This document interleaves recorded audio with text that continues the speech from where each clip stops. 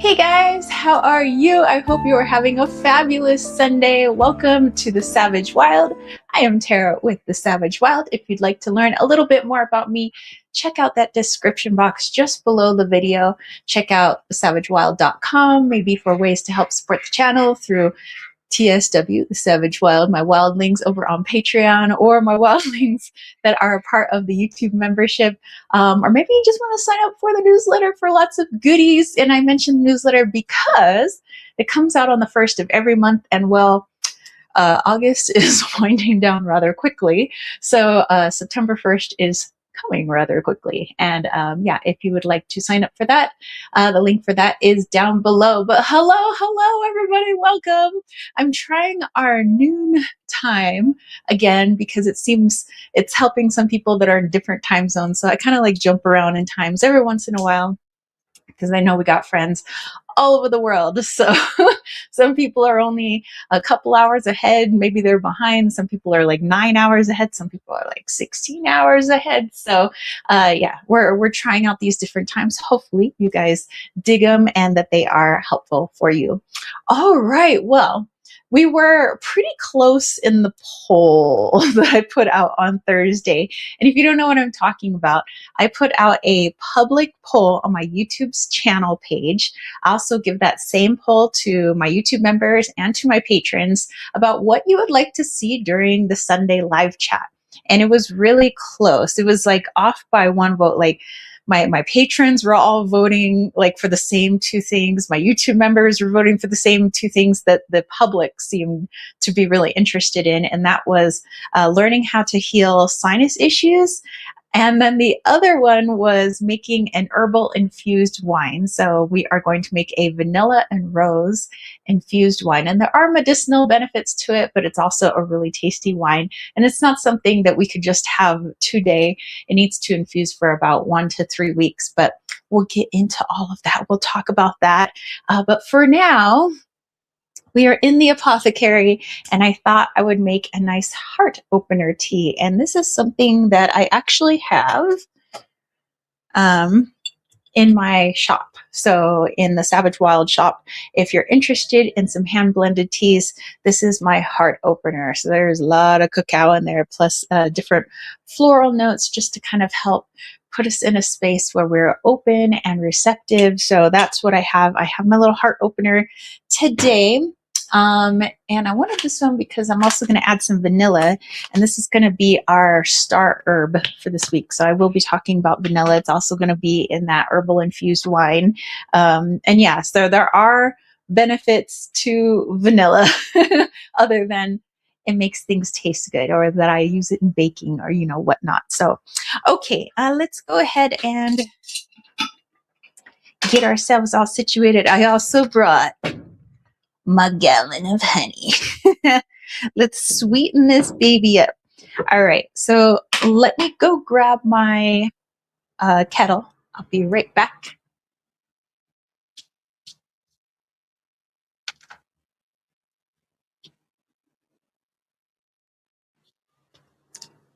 All right, kettle is here. Check. All right. Ooh, I might even add some raw milk too. Maybe make it a little creamy, maybe let's make it a little bougie today in the apothecary. All right, so I'm going to move my strainer to the side so that I could put a little bit of honey into my mug, and I'm going to use the hot water to get the honey all nice and mixed in.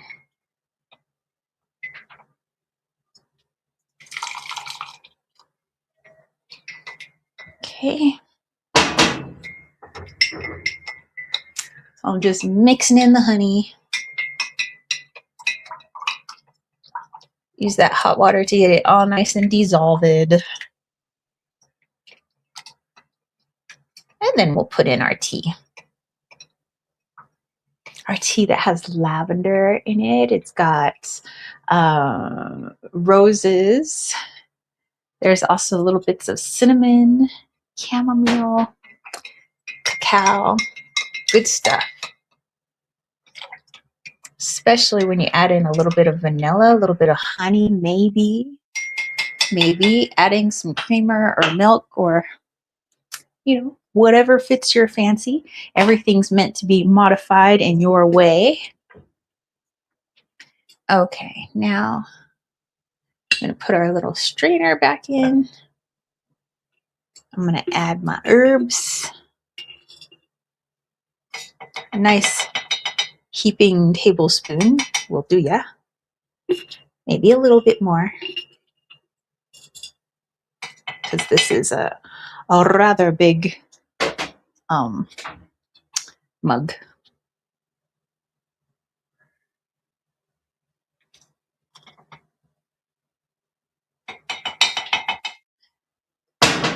Okay, and then we're going to add in some vanilla.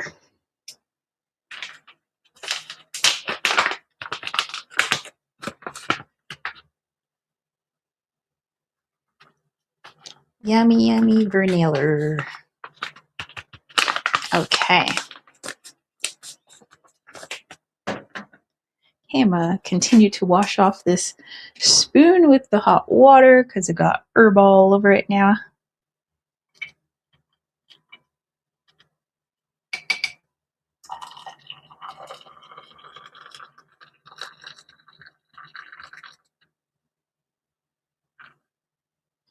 Okay.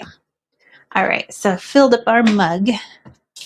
And I left a little room at the top because I actually do want to add a little bit of milk. I think it'll be delicioso. So let me go get the milk.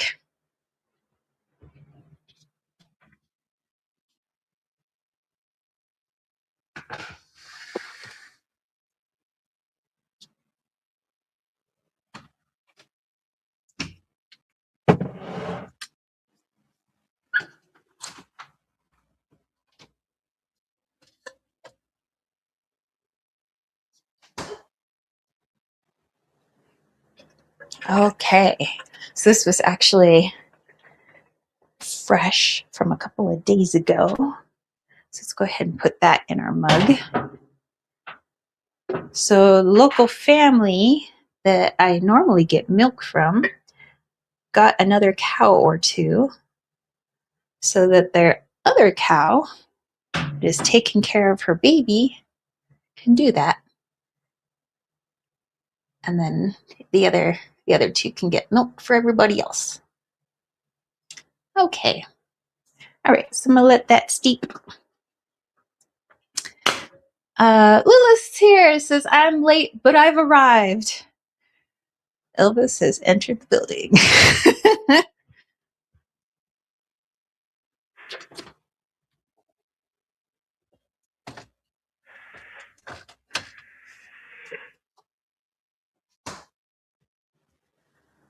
All righty. Okay, so what's shaking, homies? So anything interesting happened this past weekend, perhaps this past week? Anything today, perhaps upcoming? There's been, I don't know, maybe just energetically, just the stuff amongst the collective, just really feeling it. Lots of interesting dreams and visions and synchronicities and, all kinds of stuff. Riley was kind of like, what's going on? So maybe it was a couple of nights ago. I was sitting in bed and Riley was at his computer watching. It's like, yeah, or like a vehicle recovery video, and actually we're both watching it. And there was something like in the bed. I thought it was a moth, and then I looked and it jumped, and it was a grasshopper. How a grasshopper got in the house, I don't know. Maybe it's me being in the garden. I'm getting like all kinds of stuff stuck to me. But I was like, what the deuce? So I take this grasshopper out and I tell him, I was like, there was a grasshopper in the bed. And he's like, and then not like 30 seconds later in the video, the little girls of the dad who does the recovery stuff, and one of them's like, there's a grasshopper on me. And we're like,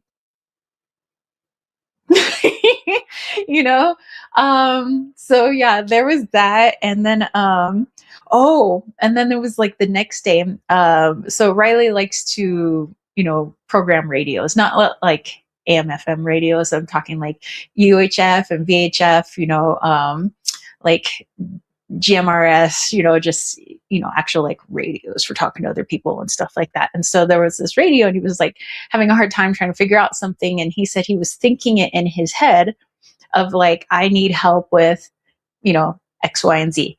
And then he decides to take a break because he couldn't figure it out. And so he opens up YouTube, and the very first video is exactly what he was needing to learn about the exact same radio that was sitting right in front of him. And he's like he was like thinking, he says, well, maybe like when you said grasshopper before, how the phones and speakers are always listening. And so, maybe it heard you. I said, yeah, but we were already watching that video. It's not like you clicked on that video after I said grasshopper, like we were already watching that video. And he's like, oh yeah. He says, but the thing with the radio, I never said anything. I only thought it. And I was like, perhaps they're implementing their telepathy programs. I don't know. But yeah, there's been other stuff like that. And, I'm like no stranger to synchronicity, but it's just been like so much. And my, one of my best friends, he texts me, he's like, hey, I got a question. What if you have a dream about somebody that who's crossed over in spirit, and they're like a child, but it's like they have. Yes. Was talking to me, so I missed what you were saying. But did you tell me about? I'm just thinking, how do I do this? Yeah. And then boom, it pops up on the screen. That's what I was just saying. It's cray. So he's like, you ever like have a spirit that's like has no eyes, like in a dream? Like, what does that mean? And I was like, wow, interesting you say that, because the night before, sitting in bed, this time not with the grasshopper, and I'm watching Reservation Dogs. Awesome show, by the way. It's not a new show, but it's fun. It's Taika Waititi did the show. It's awesome. Anyway, so I'm watching it, and next to the television, I see a spirit appear, and it's a child, and it's in black and white, and it has no eyes. And I was like, and I'm a little unnerved by the spirit. Like, it doesn't feel like one that was once human. It's a there's just some energies and don't really vibe with that energy, So I'm like, okay, well, all right, go away, and then that night I end up having a dream with that spirit, and it wasn't a fun dream either. It was like not so good energies, and I was like putting up a wall, like, don't want to do business with you, homies. So that's what I tell my best friend. And then he's like, oh my gosh. He says, so his wife Tamika, she's like, okay, well, I saw a spirit recently. She says, right around the same time you had your experience, my husband had his experience. She says, I'm seeing like a child with no eyes. I'm like, what is this child with no eyes? So I was like, I feel like these are the imitators, like tricksters. Like, they may look like your loved ones, but it looks weird because they have no eyeballs. I said, I think they're like kind of like some natives might call them skinwalkers, but sometimes that's more in the physical, not so spirit based, but it could be a mixture of both. And I said, maybe it's something like that. It's kind of like skinwalker-esque or trickster-esque, where it's trying to take on the form of something you recognize or someone but it's not them. I was like, I don't think we should do business with those guys, just saying. All right, so let's go back here. Hey, Costalini's in the house. What's up, dude? He says, I have a question about bird poop for you today, you lucky duck. Oh boy, bird poop, can't wait. Lilith says, did I quote someone without knowing? That's funny. She's like, oh no, Costalini, I can only imagine.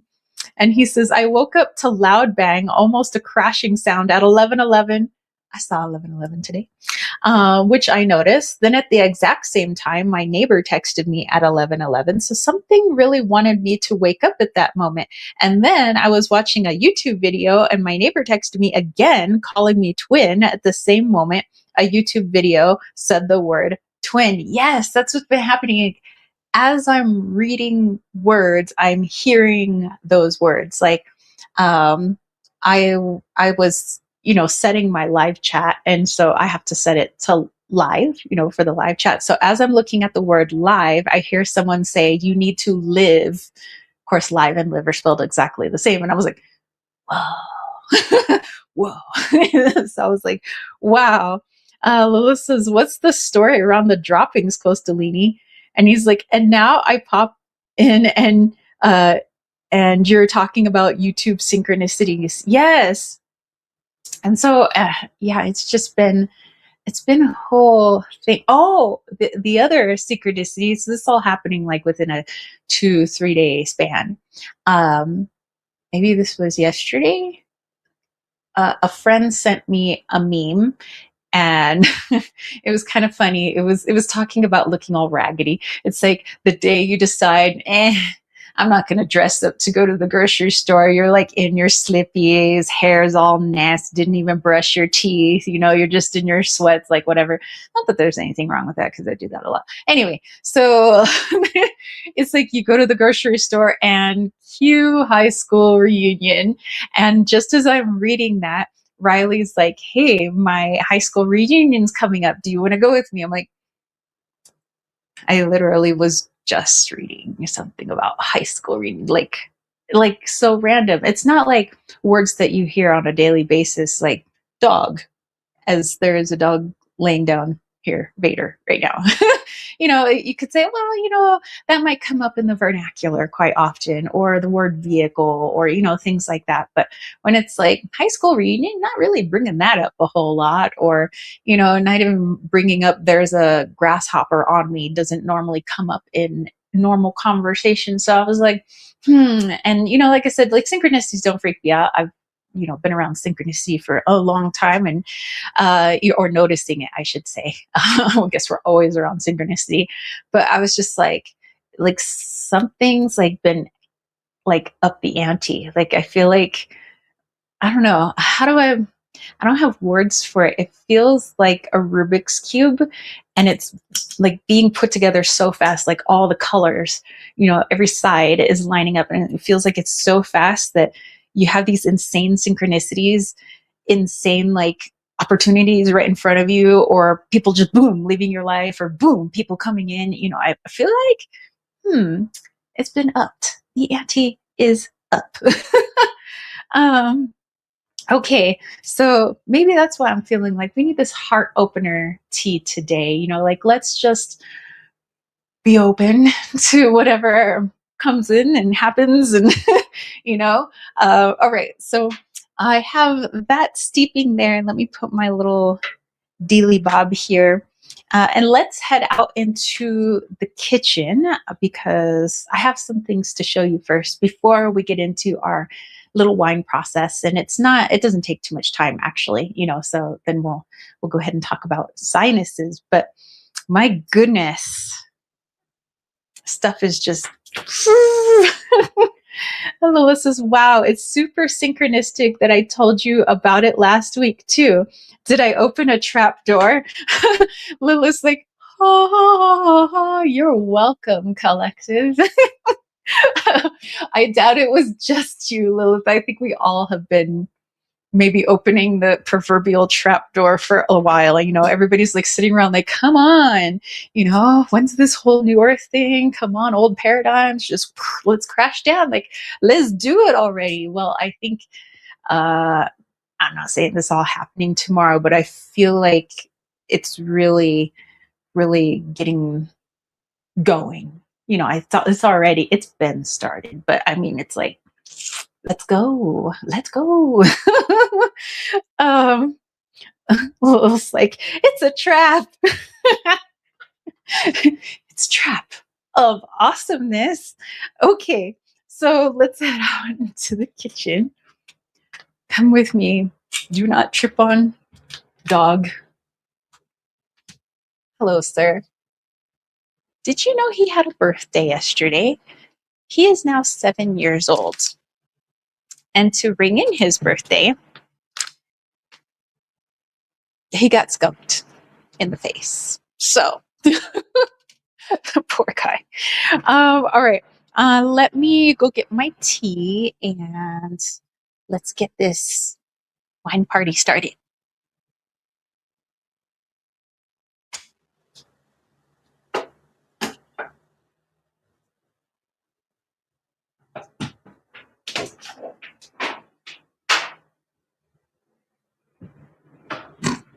Lula's like, I understand that I probably have abilities, but let's not overestimate them.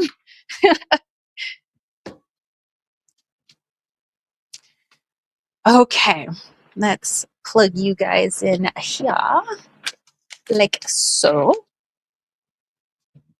Ooh, I'm finding you guys a nice comfy space here on the countertop. Get cozy. All right, and my oh,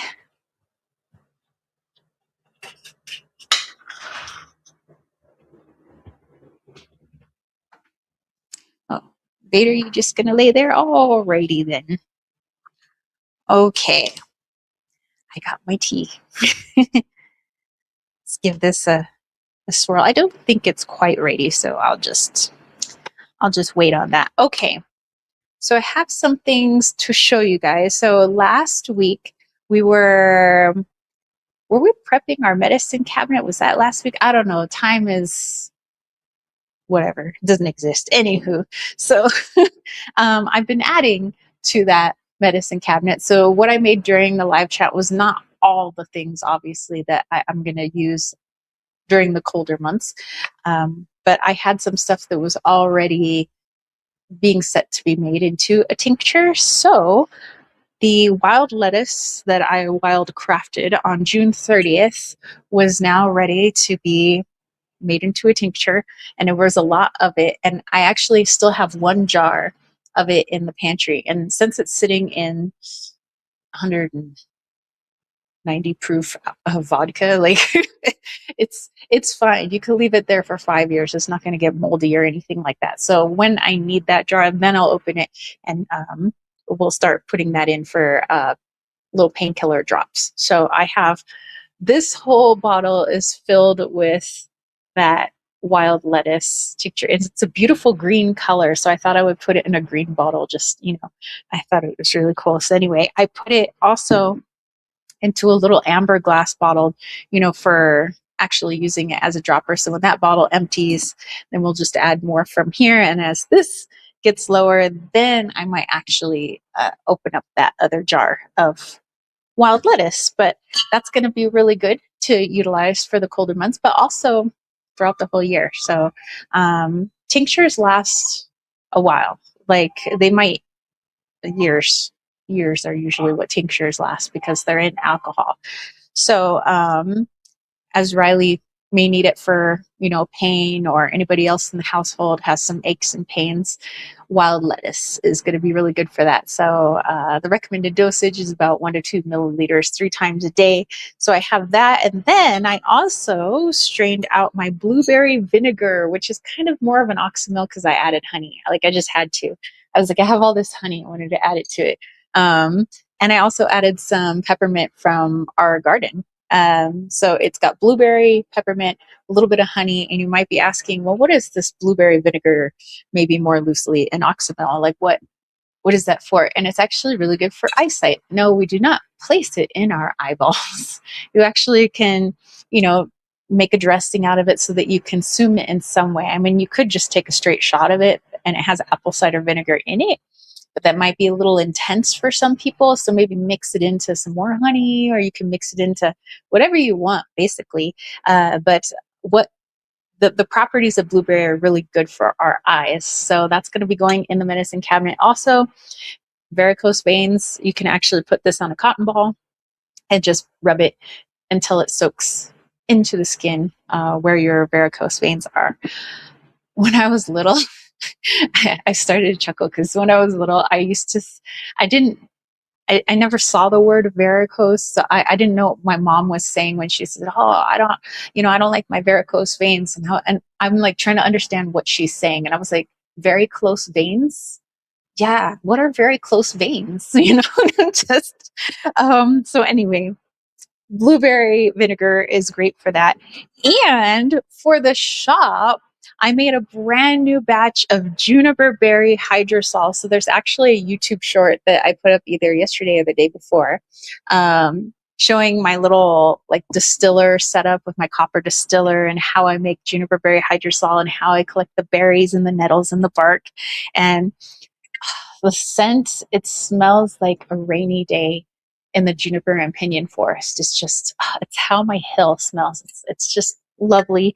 But anyway, it's more than just aromatherapy. It's actually really good for the digestive system. It's really good for the skin. It's a skin healer. It's a wound healer. It's, helps to balance out the oils in our scalp and our face. And, you could put it in your hair. You can do all kinds of stuff. You can even add it to like mocktails or smoothies or soups or, whatever you want. And it gives it a nice juniper berry kick. Juniper berries, yes, are used in the distillation of making gin, but but this is hydrosol, so you're not going to get any gin effects from it. I'm just saying. But anyway, this is my new batch of hydrosol, and it's like I couldn't believe I got so much out of that material. That's fantastic. Okay. Let's see. Lilith says, so I don't know what a skunk smells like, but it sounds like one of those experiences I'm willing to miss out on. Yes, you should definitely maybe not experience that. Lilith says, happy birthday, Vader. You became 1 year closer to becoming our father. Let's skip skunk next year. Yes. Yeah. So the day before his birthday, I was putting together a package, somebody bought something from the shop. So I was putting it together. So I decided, I needed a couple of things out where I keep all of my shop stuff out in the solar shack. So I'm heading out there and I got my little flashlight. It's nighttime and Vader's with me and I see a skunk and I'm like, oh no, but it's a little baby skunk. And I'm like, oh.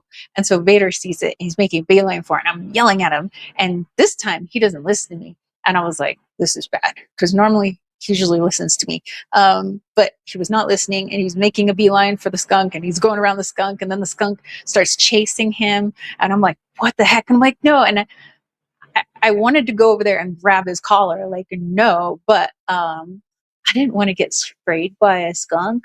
So I'm like from a distance and then I'm like trying to find something to like get his attention, hit him with a rock or something. I'm not saying like bash the dog with a rock, but just like, just enough to bounce off, be like, hey, you get away from the skunk. Let's go, So anyway, he picked up the skunk, shook the skunk. Pretty sure he got a bunch of nasty skunk spray in his mouth because his breath smells like skunk. It stinks.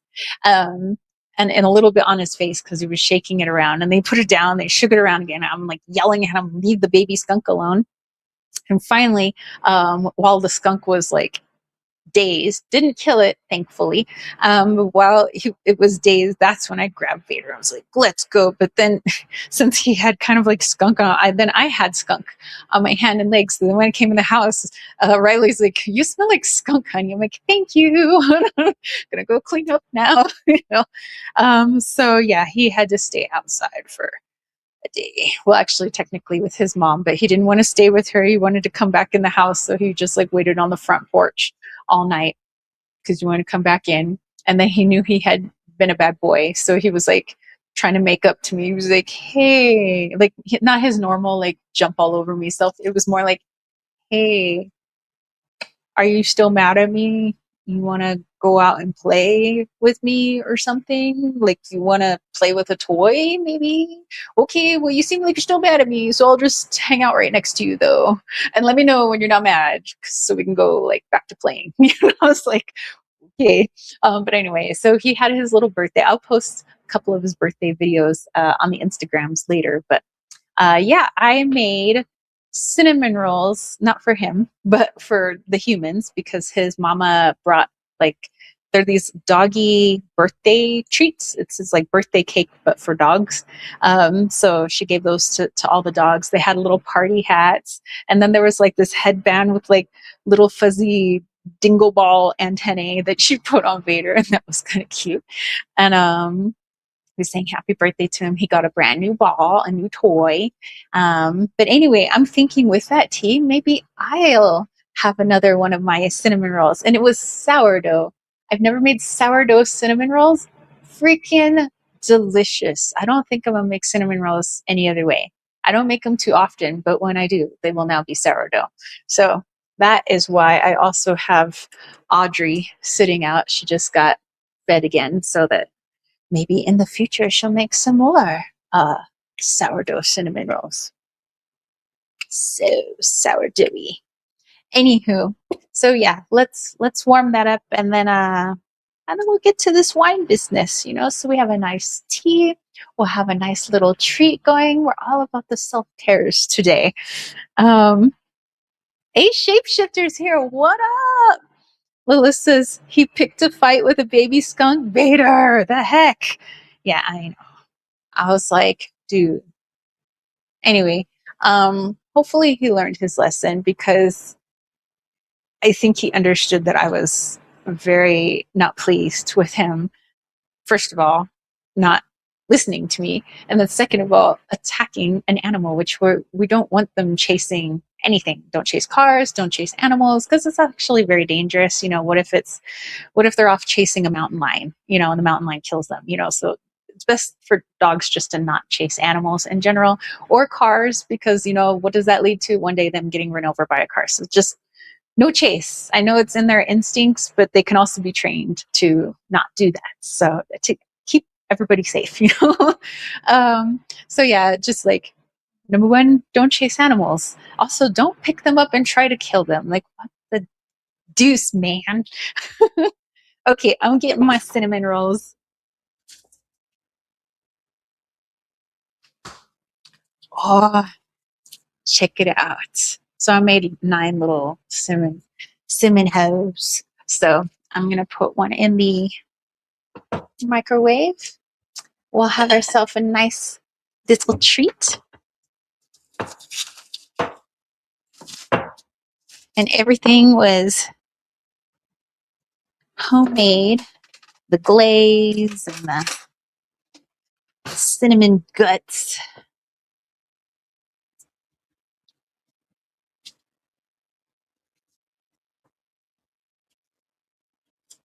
All right.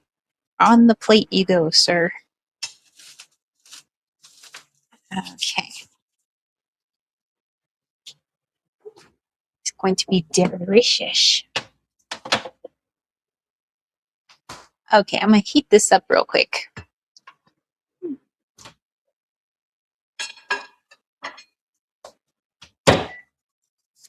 Mm-hmm. Okay.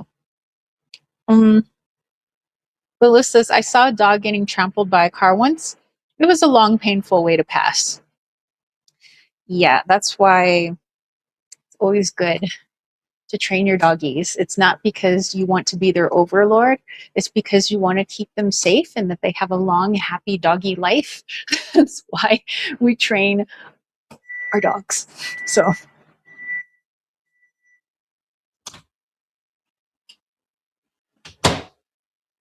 all right. Ooh, cinnamon roll goodness. So let's have a little bite and then let's get to our wine.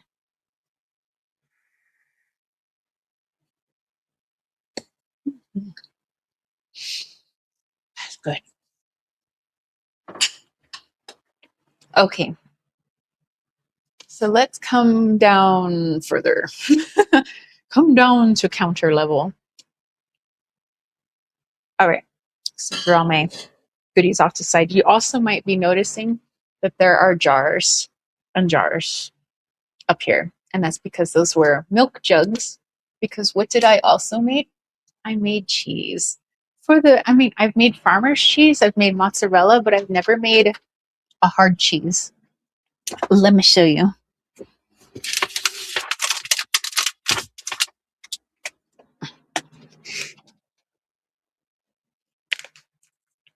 So it's encompassed in wax right now to help keep the mold content down while it ages, because it needs to age for a few months. But anyway, so these are all half-gallon jugs. So technically it was 5 gallons of milk.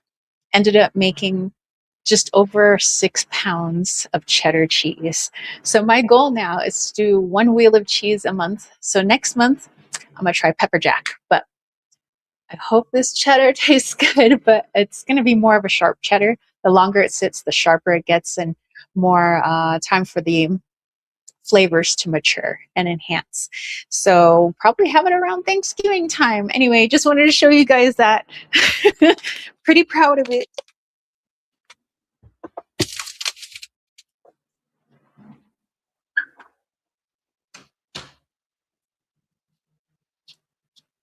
Okay, now we're back down.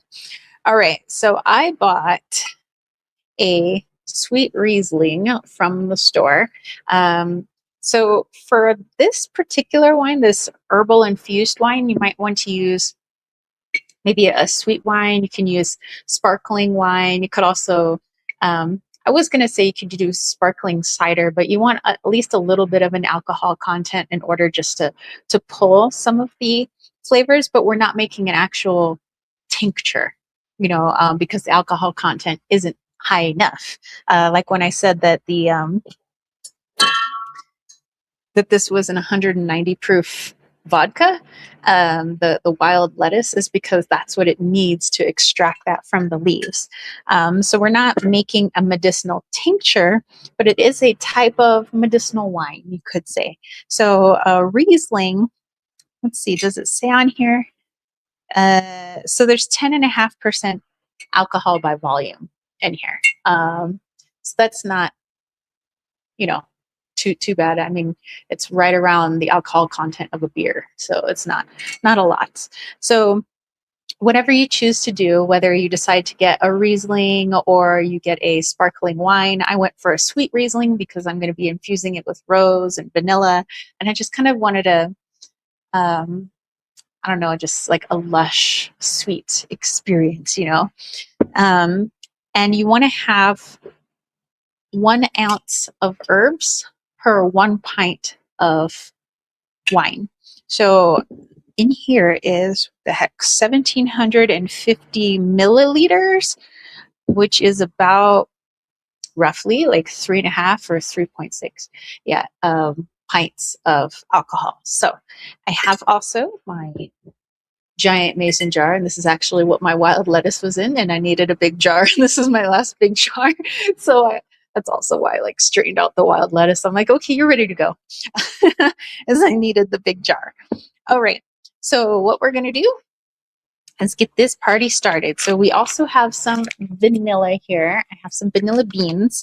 I'm gonna put 2 vanilla beans in here, like so. All right. And actually, I want vanilla to be our star herb that we talk about this week.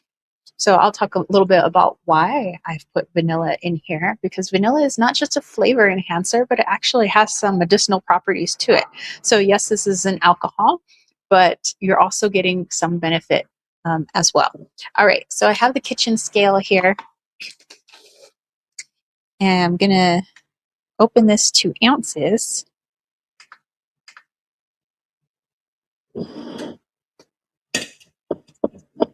Maybe I'll get a little bowl or something to contain those.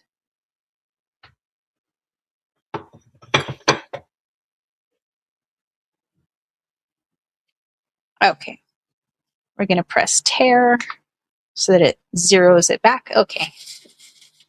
So these actually are roses from my former garden. So I figured, you know,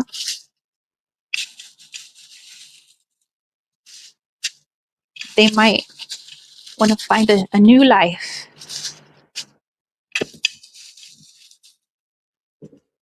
Ooh. And these are dry, so. Okay, so that's a half so far. Let's push these guys in like that.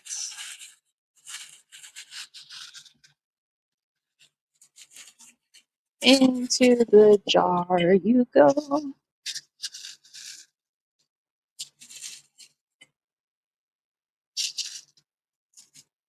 All right. All right. Time. Take two. More roses. I think I'm about to empty this rose jar. Very cool. Because I have more roses growing. I'll be able to dry out some more roses soon. I have little teeny petite pink roses. Okay, I think that this is going to be about half. So this will be another ounce, it seems. I'm just getting rose bits everywhere. Oh no. Okay, so let's put it in the jar.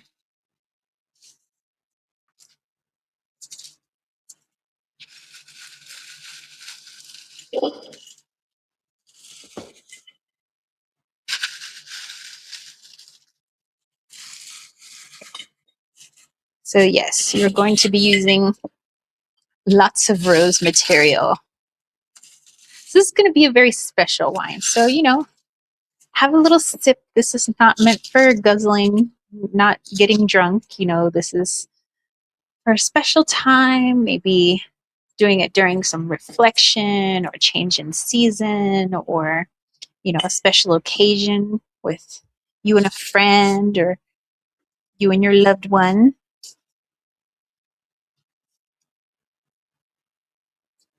Okay, just trying to get all the bits and pieces in there. Make sure it gets all the roses.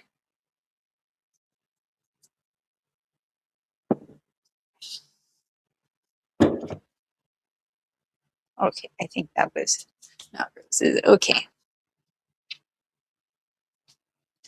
All right, and then let's weigh out the rest of this.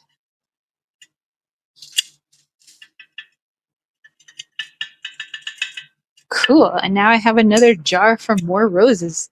Cool beans. All right, so put the rest of this in here.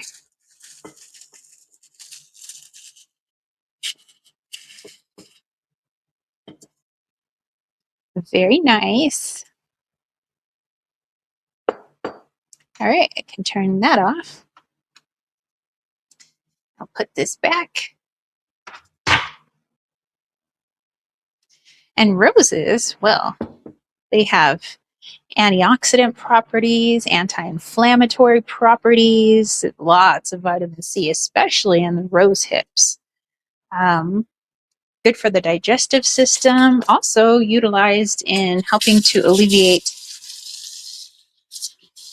pain during one's moon cycle. So roses have a lot of good benefits. Vanilla as well, but I want to get into that when we start talking about vanilla. Oops, can't cap it yet because we haven't put the alcohol in it. Dear. All right, and put my vanilla beans there. All right, so let's figure out what type of opening this is. Does this have a cork or is this a twist top? We shall soon find out. Hold on, I have to get to my wine opener and dealy bobs in the cabinet.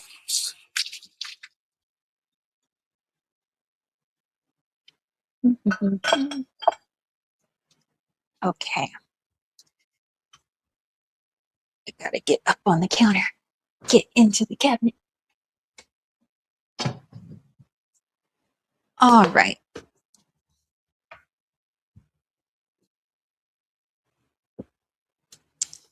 Let's see here. All right, so I have one of these things. We're just gonna, aha, it is a cork.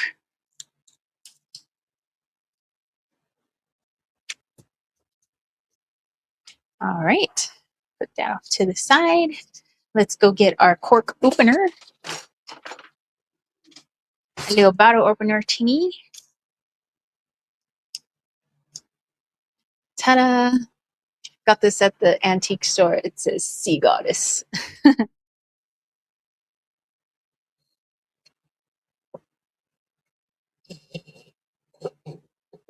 All right.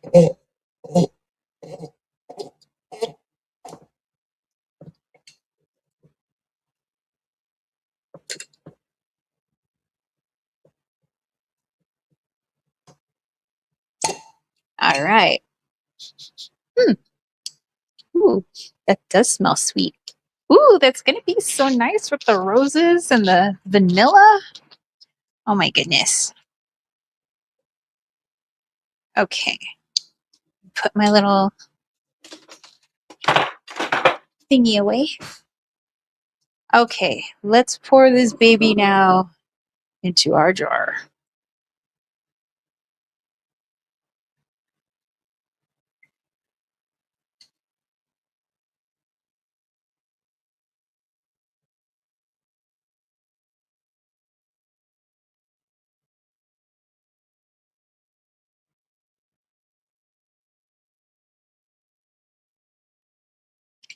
Okay, let's take these into the other room.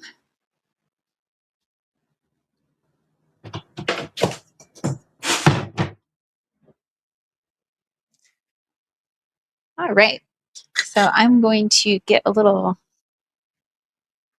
wooden spoon here. I'm just gonna mash some of these roses, making sure everything gets nice and saturated.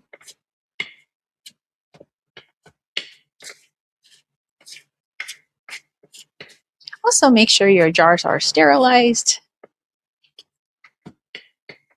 before making your concoctions, just so we don't introduce bacteria that we weren't looking to introduce.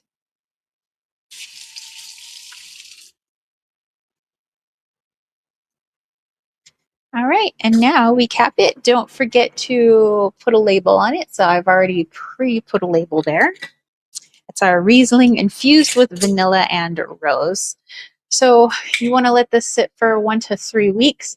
It depends on the herbal infused wine that you're making on time frame. You know, sometimes the wine or the liqueur that you're doing is so light and sweet, and perhaps the herbs that you're putting in have like a really pungent flavor and aroma to them that they might overpower the balance of the wine itself. So you know, and it ends up feeling like I'm only drinking this one herb rather than it being a beautiful infusion, a beautiful balance of like, ooh, this tastes like a sweet Riesling, but also I taste the notes of the vanilla and the rose. And so you just want to have a very nice balance. And the longer it sits, the more infusion takes place with the herbs and the stronger effect they have. So it'll be a stronger, more intense flavor.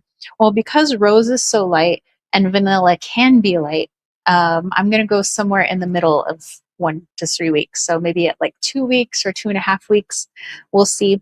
But I'm going to keep this in the pantry now.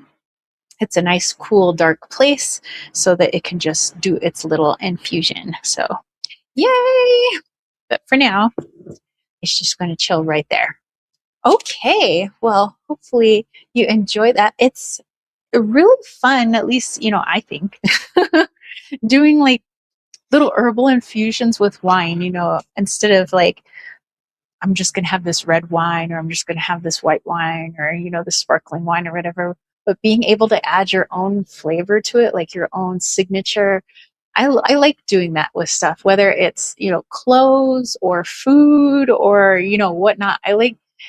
I don't want it to just be eating or drinking or wearing somebody else's idea. I like to use that idea as a springboard to add to it, to like make it more my own. It's just kind of like nothing. So anyway, all right, let's see how this tea is doing. And then let's head out to the living room so we could talk about vanilla and sinus issues. How do we get rid of those things? How do we heal those things? What could sinus issues be bringing up for us if we have suffered from sinus issues?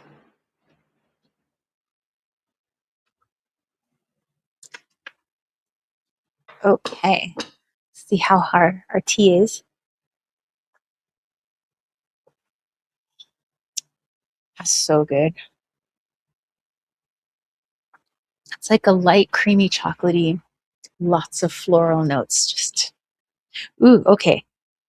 So now that we have that on the tongue, let's put a little cinnamon roll on there.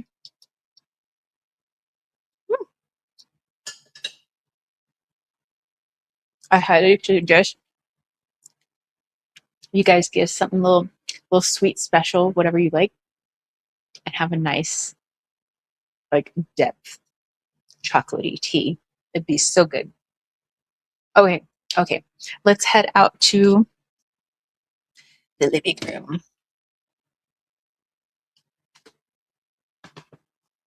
room. Here we go. Road trip. By the way, I hope you've had a lovely Sunday. Hopefully, the sun is shining. And if it's not, maybe you're getting some nourishing rains, as we have. And the garden is very thankful for it. The whole forest, really. And all the animals. Okay, just going to lift these tripod legs. So sorry for the noise.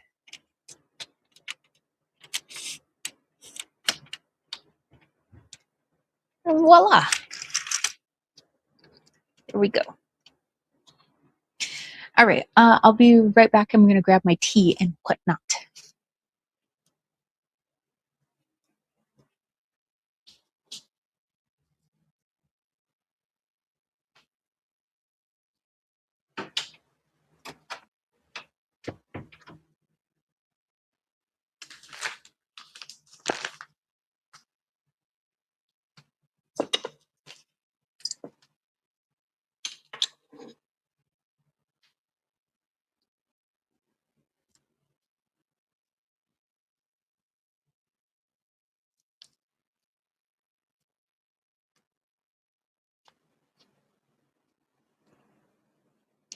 Okay, we have our treats.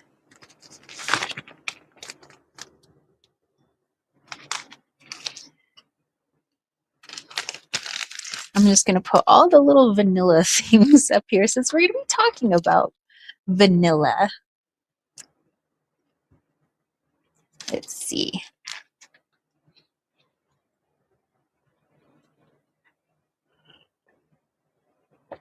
That's good tea. Okay, so I have, here are the various forms that I have of vanilla. I have some pure vanilla extract straight from the land of Kirkland. And also a friend of mine brought back the OG delicious vanilla from Mexico. This is what we like to use, Molina. Okay, I also have some vanilla essential oil. Really good for aromatherapy. Also, this is what I used in the tea. This is powdered vanilla. And then the vanilla bean is what I used in our herbal infused wine, which I also use in teas at times. But anyway, okay. So let's get down to brass tacks. All right. And before we do, first of all, I want to say thank you for everybody who hangs out with us during these live chats. And thank you to my little live chat crew. Thank you to those who wield the wrench of destiny, aka my moderators. Thank you guys so much for your help. It is a thankless job, but I'm thanking you now. Also, thank you to my YouTube members. You know who they are because they have that cool wolf's head, a little colored wolf's head next to their name. So people like Costalini, thank you. And also Shadowlands Radio, Chang Rainbow's Lotus, and also Jonathan Cleese, Nancy from Macron's Intuition. Thank you, thank you. And to my mighty, mighty patrons, love you guys so much. Carmen and Adrian and Casey Gritter, Joel, Brandy, Brian, Lily, Crystal, Easy Does It, Dana, and MSE. Thank you guys for your continued support and all of my beautiful, beautiful subscribers. You are wonderful souls. Thank you. Hey, Weathered Pages. Sherry Bug says, hey all. Hey, how are you? All right. So let's talk a little bit about this vanilla. How is it just not a delicious flavoring? Like what medicinal benefits does it actually have? Well, let's talk about that. Mm.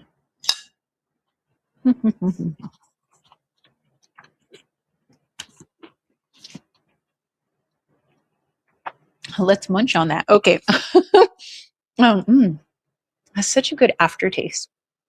So first, I'm looking in Cunningham's Encyclopedia of Magical Herbs. How was vanilla used in the yesteryears?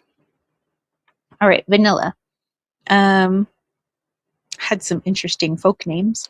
Anyway, so it says vanilla, which is a type of fermented orchid. If you didn't know, FYI, the more you know. It says it was often used in love sachets. The scent and taste were considered to be lust inducing. I can see that because it adds I don't know, I guess it's kind of weird to call your food sexy, but it adds like a sexy note to things. It could be that way. I mean, obviously, if you're putting it in cookies, I don't think like, ooh, these are some sexy chocolate chip cookies. But if you're adding it into like tea, like I did, or something rich and chocolatey, and maybe like a chocolate lava cake, and you add some vanilla, it just like adds this extra depth of creaminess and like, that's an interesting flavor. So I think it pairs really well with chocolate. Also, I think it pairs well with roses, which is why I'm doing that vanilla and rose infused wine. Okay. A vanilla bean, they said that our ancestors used to place them in a bowl of sugar, and they thought that by having the vanilla bean in the sugar, it would help to enhance it with some like good love vibrations, like that good vibration, and I could see that because, if certain people are next to other people, it's kind of like we kind of rub off on each other. Well, the same as like with plants and with food and aromas. And so, they kind of infuse. It's not just the physical, but there's some energy to it as well. Let's see. And then they said they would use the sugar to sweeten love infusions. So if you're making a nice, delicious, I don't know, baked good for your the one you have your eyes set on, or for your betrothed, or maybe make a little tea and put that infused sugar in there. It says that they also carried vanilla bean to help restore lost energy and improve the mind, and I could see that too, which is why I have that in essential oil form, because I do feel like I get that like energy boost, almost like mental clarity, like if I'm really focusing on something, and maybe I'm doing something on my website, or I'm trying to fulfill an order, and a lot of my orders are like made to order. So I try to, like make my soaps, let's say, or hand lotions and whatnot. I try to make those like the day that they're going to be shipped out, so that way they're as fresh as possible. And so I want to have focus and make sure I get people's orders right. Or if I'm writing a blog post for my Patreon homies or something like that, I like to have a little bit of vanilla going. Yes, it does kind of make me hungry for some sweets, but at the same time, I'm like just mental focus. And also, I feel like, it doesn't put me to sleep. I feel like it actually gives you a bit of energy. So, yes, maybe utilize it as essential oil and see how that works for you guys. Okay, I also wrote down some things about vanilla. Okay. So I mentioned that rose is powerful, antioxidants, anti-inflammatory. Well, vanilla bean also has very similar properties. So it's also antioxidant. It's also anti-inflammatory. And it gets those properties from vanillin. So not vanilla, but vanilla has compounds called vanillin. And that's what creates the anti-inflammatory and antioxidant properties. So those antioxidant properties help to neutralize cell damaging free radicals. So whether it's in your skin, it's in your organs, your body, whatever, it kind of helps to neutralize that. And so nowadays, I think we're trying to like relearn this type of medicine, like what foods to eat for, how you want to regulate your body or your energy or your mood. And whereas before, ancestors, they just called it eating. They were already like just eating good stuff, and that's just kind of what helped to regulate their systems and help keep them balanced and help keep them, for the most part, sick free, things like that. So okay, using it as an aromatherapy. It's also helps to lower stress, so keep you calm, so the while I'm just like chillaxing, creating these beautiful orders for people, that I could just like focus, but I'm also super relaxed. It helps with muscle tension. So if you wanted to, maybe don't put straight essential oil on your skin, but maybe mix it in with a little carrier oil, maybe something that's light. I mean, I guess you can mix it with coconut oil, get like coconut vanilla. That'd be kind of cool. But whatever oil, and just like rub it into some sore muscles, like your legs, or give somebody a back rub. I mean, you could get all sexy with it if you wanted to. The natural sweetness also helps to lower added sugar intake, because it already has kind of this lush, delicious taste, this flavor to it and a kind of a sweetness to it, that we end up adding less sugar. And, I do that with my baking, actually. I tend to be overly generous. I measure with my heart, as they say, when it comes to vanilla in my cookies or whatever it may be, just like, and then I end up putting less sugar, and it ends up still tasting rather delicious, as if I would have added a lot of sugar, but I didn't. Well, now the secret's out. Vanilla also helps to fight oxidative stress, which is linked to wrinkles. So you could put it in a face cream or moisturizer. You can even do it as like a little mist, like a little hydrosol mist, just like I made a juniper berry hydrosol. Ooh, imagine maybe infuse some, like if you buy the juniper berry hydrosol, you can still maybe infuse some vanilla bean into it, and then you have vanilla and juniper, and just going to be really good for your face. It also helps to soothe skin, and skin that's maybe got a little bit too much sun, because again, it's anti-inflammatory. So yeah, you mix those, the antioxidant, anti-inflammatory, with the qualities that rose has, and also the qualities that wine has. You might be like, what?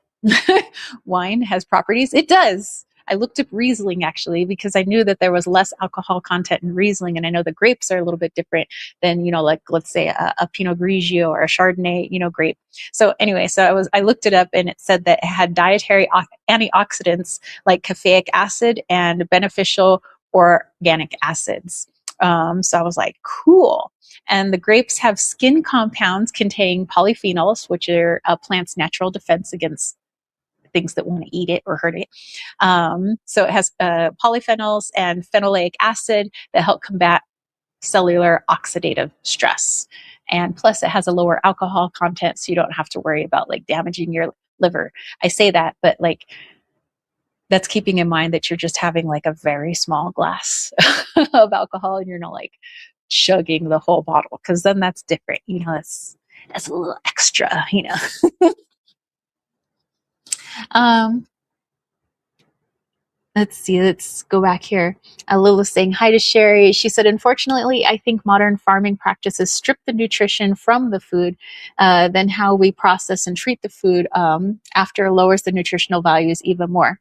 Yes, and I do agree with that, which is why I'm like, as much as you can, try to buy local, like local family farms, or, if you have like an actual real farmer's market, and it's not just people buying stuff at the store and then bringing it to the farmer's market, so like an actual like real farmer's market, real families growing stuff in their garden, or they have an actual farm, so what I mean by like farm families, like I'm growing stuff in my garden. I have squash, I have cayenne peppers, I have tomatoes, I have like other things that are, starting to flower and hopefully make fruit soon. So, if somebody wanted stuff from me, I could sell them that stuff, or do a little trade, maybe if they have watermelons and I have squash, we could trade that way. And that, well, hopefully these families aren't using pesticides in their garden. They're trying to, enhance the nutrients that are in the soil.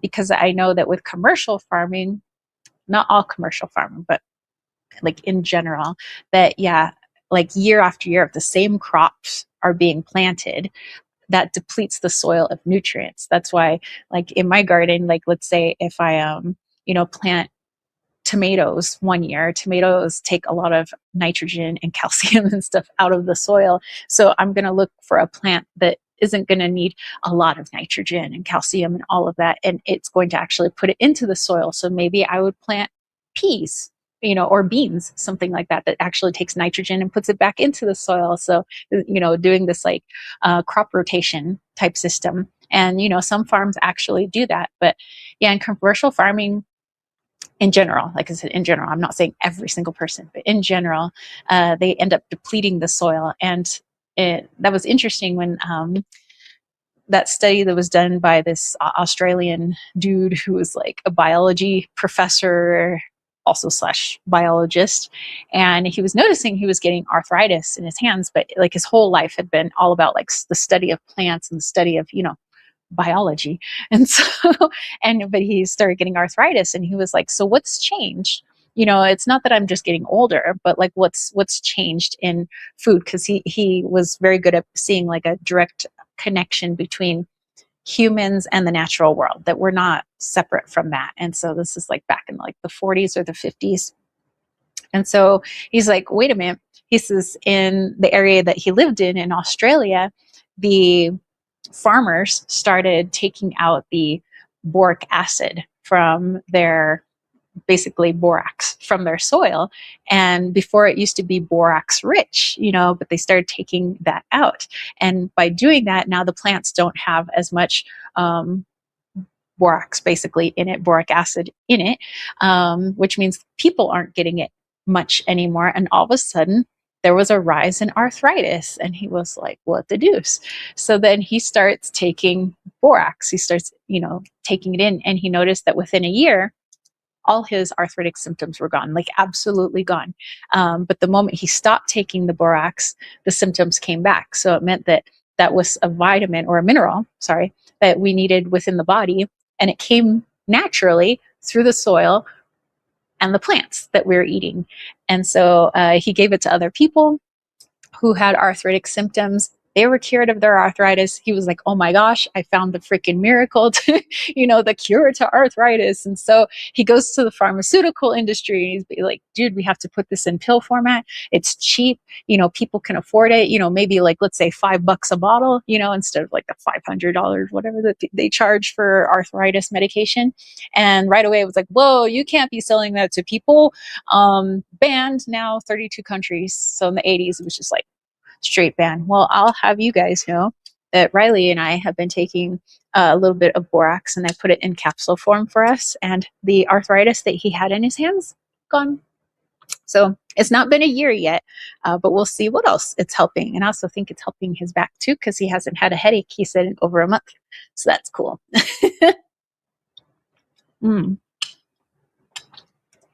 But of course, if you look that up on the internet, should I take borax? The internet's going to be, no, poison, bad. But then if you type in, how does borax help the soil? It'll tell you about all the benefits and why it's a nutrient that plants need. And, oh, really? So if the plants need it, but humans don't need it. Well, anyway. Let's go back here. Lilith says, I finally resolved my heel discomfort. And Costalina wouldn't know that she cut it off. Lilith says, true, Sherry. That'd be more uncomfortable, I think, if she was missing a foot. Sherry Bug says, hey, Lilith, good to hear you are feeling better. Costalina's like, how'd you do that? Lilith says, well, it's more about what I stopped doing because I forgot. I went down a rabbit hole of dampness in traditional Chinese medicine sense. And so I started retracting dampness by using mugwort. I was all about the mugwort yesterday. I had mugwort tea, had some insane dreams, man. Mugwort makes you trip out in the dream state. Anyway, mugwort came up a lot. Interesting that you're mentioning mugwort. Synchronicity. Costalina says, I wonder why your feet were damp. She said, and coal foot patches, but then I forgot using them for a while. I forgot to use them for a while. My guess is that they were working so well that dampness started to accumulate in my feet again, thus causing discomfort. And Costalina says, sounds like you're itching to get your feet wet with something new. And she says, not like moistness. Dampness is a word they use for a kind of toxins in our system. And she said, still need to get my hands on borax. And a shapeshifter says, you just dropped some serious wisdom. Going to try and see if this works for my mom's arthritis. Um, I was making sure that if I ever talked about borax stuff, I wouldn't have it in the title of my video, because apparently anything that goes against the pharmaceutical companies that could hurt their profits in any way, if it's in your title or in your description in any form, there have been cases of people being removed, like their whole channel just deleted and removed from YouTube. And I know a few people, because they're still on Instagram, and every once in a while their stuff gets banned on Instagram, but they haven't been like kicked off Instagram. But they used to have YouTube channels, and all they did was talk about, hey, here's some natural healing. Like if you have cancer, try eating apricot seeds, even though like the education system would tell you it's poisonous, you can't do that, even though ancestors have been doing that. And there's still some cultures where they eat mass quantities of like peach seeds, apricot seeds, and they're not dying from that, actually. They're just, aging like normal people. But they have like low instances of cancer. So yeah, there's like people have been putting out this information of like, eat these, or like try borax. And, and there's all these testimonies of like people saying, yes, it works. But then, these platforms are like, no, you can't say that. There's no such thing as alternative medicine. And actually, it used to be just called medicine. And what Western medicine has become was the alternative. And now the real natural medicine is now the alternative. I just find that interesting. But yeah, so when it comes to borax, in the study, I believe the man that was taking it, he took no more than 30 milligrams. And he said 50 was actually no good for you. Just, anything in excess is no good for you. You take in too much calcium, that's no good for you. Too much sunshine, that's not good for you. But yeah, so he was taking 30 milligrams. When he was administering it to people, he was giving them between like 15 and 20. So because I'm not I was just like taking the box of borax that we have, the 20 meal team borax, and I got some size 4, it's called like number 4 um, capsules, and I didn't want glycerin or gelatin capsules. I actually wanted vegan capsules. It's just better for our system.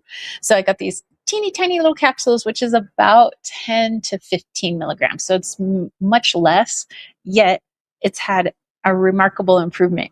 Like I've seen it in Riley. Like I don't have arthritis, but I figured, it could be helpful for me in some way. And actually it did in a surprising way. And I'll tell you about that in a second. But like, so we take just one little pill a day, which is 10 to 15 milligrams. And we take it in the morning. And shout out to my friend John, who got me like a little pill thing so I could fill up a lot at once, so I don't have to do it by hand. Yay. But yeah, but Riley couldn't, like, let's say like a twist top bottle, he would have to use his shirt because like his grip strength, it was just really painful. And like to make a fist was really painful for him. But he was like showing me like last night, like he can make like a solid fist again. And like, he's just like doing twist tops, like it's going out of style. It's like, no problem. But yeah, he also noticed that he wasn't getting as many headaches, and his headaches come from the tension in his back, because of his back injury. But if he's not getting any headaches, that means that there's less back tension, which means maybe stuff is healing back there. So I thought that's cool.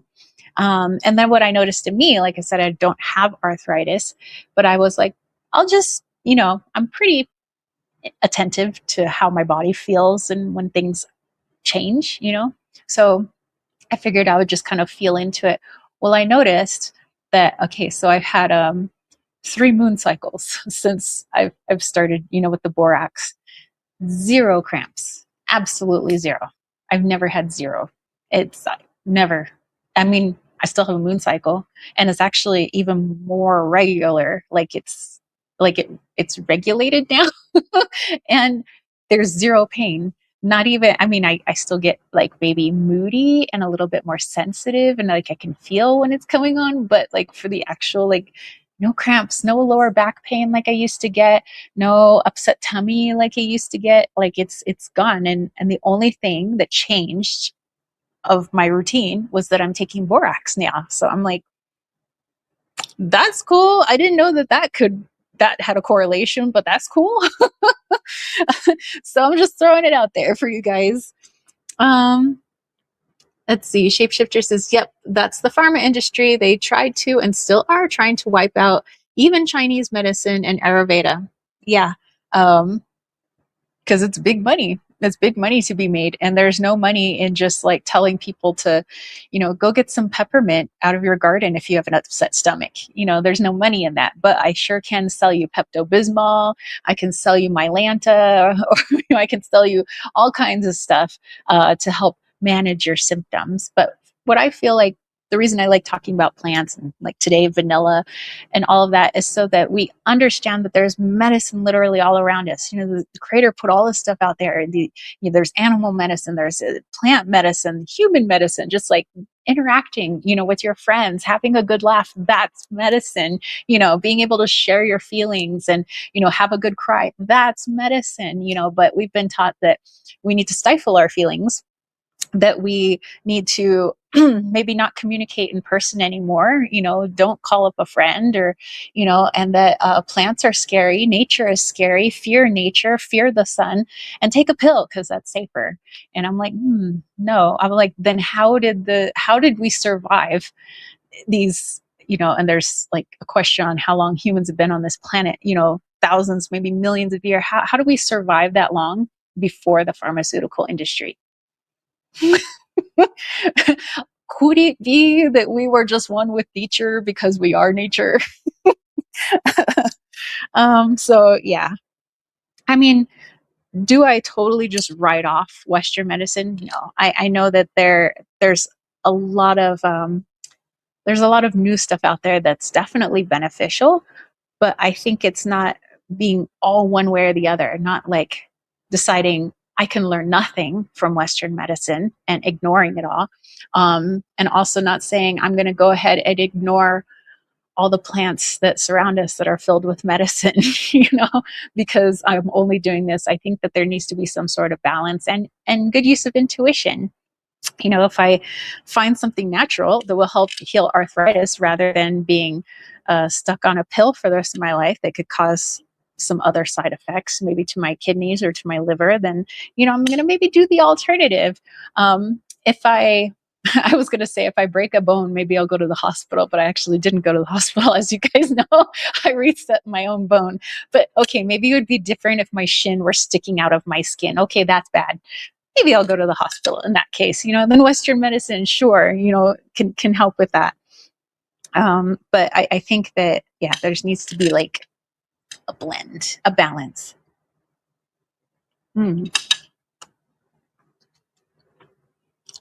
Let's see.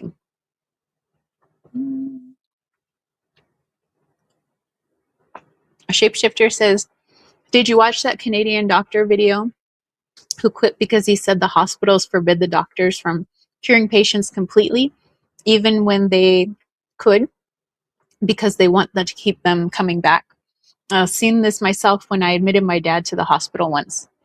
I have not seen that video, but I have heard about that from friends who have gone into medicine.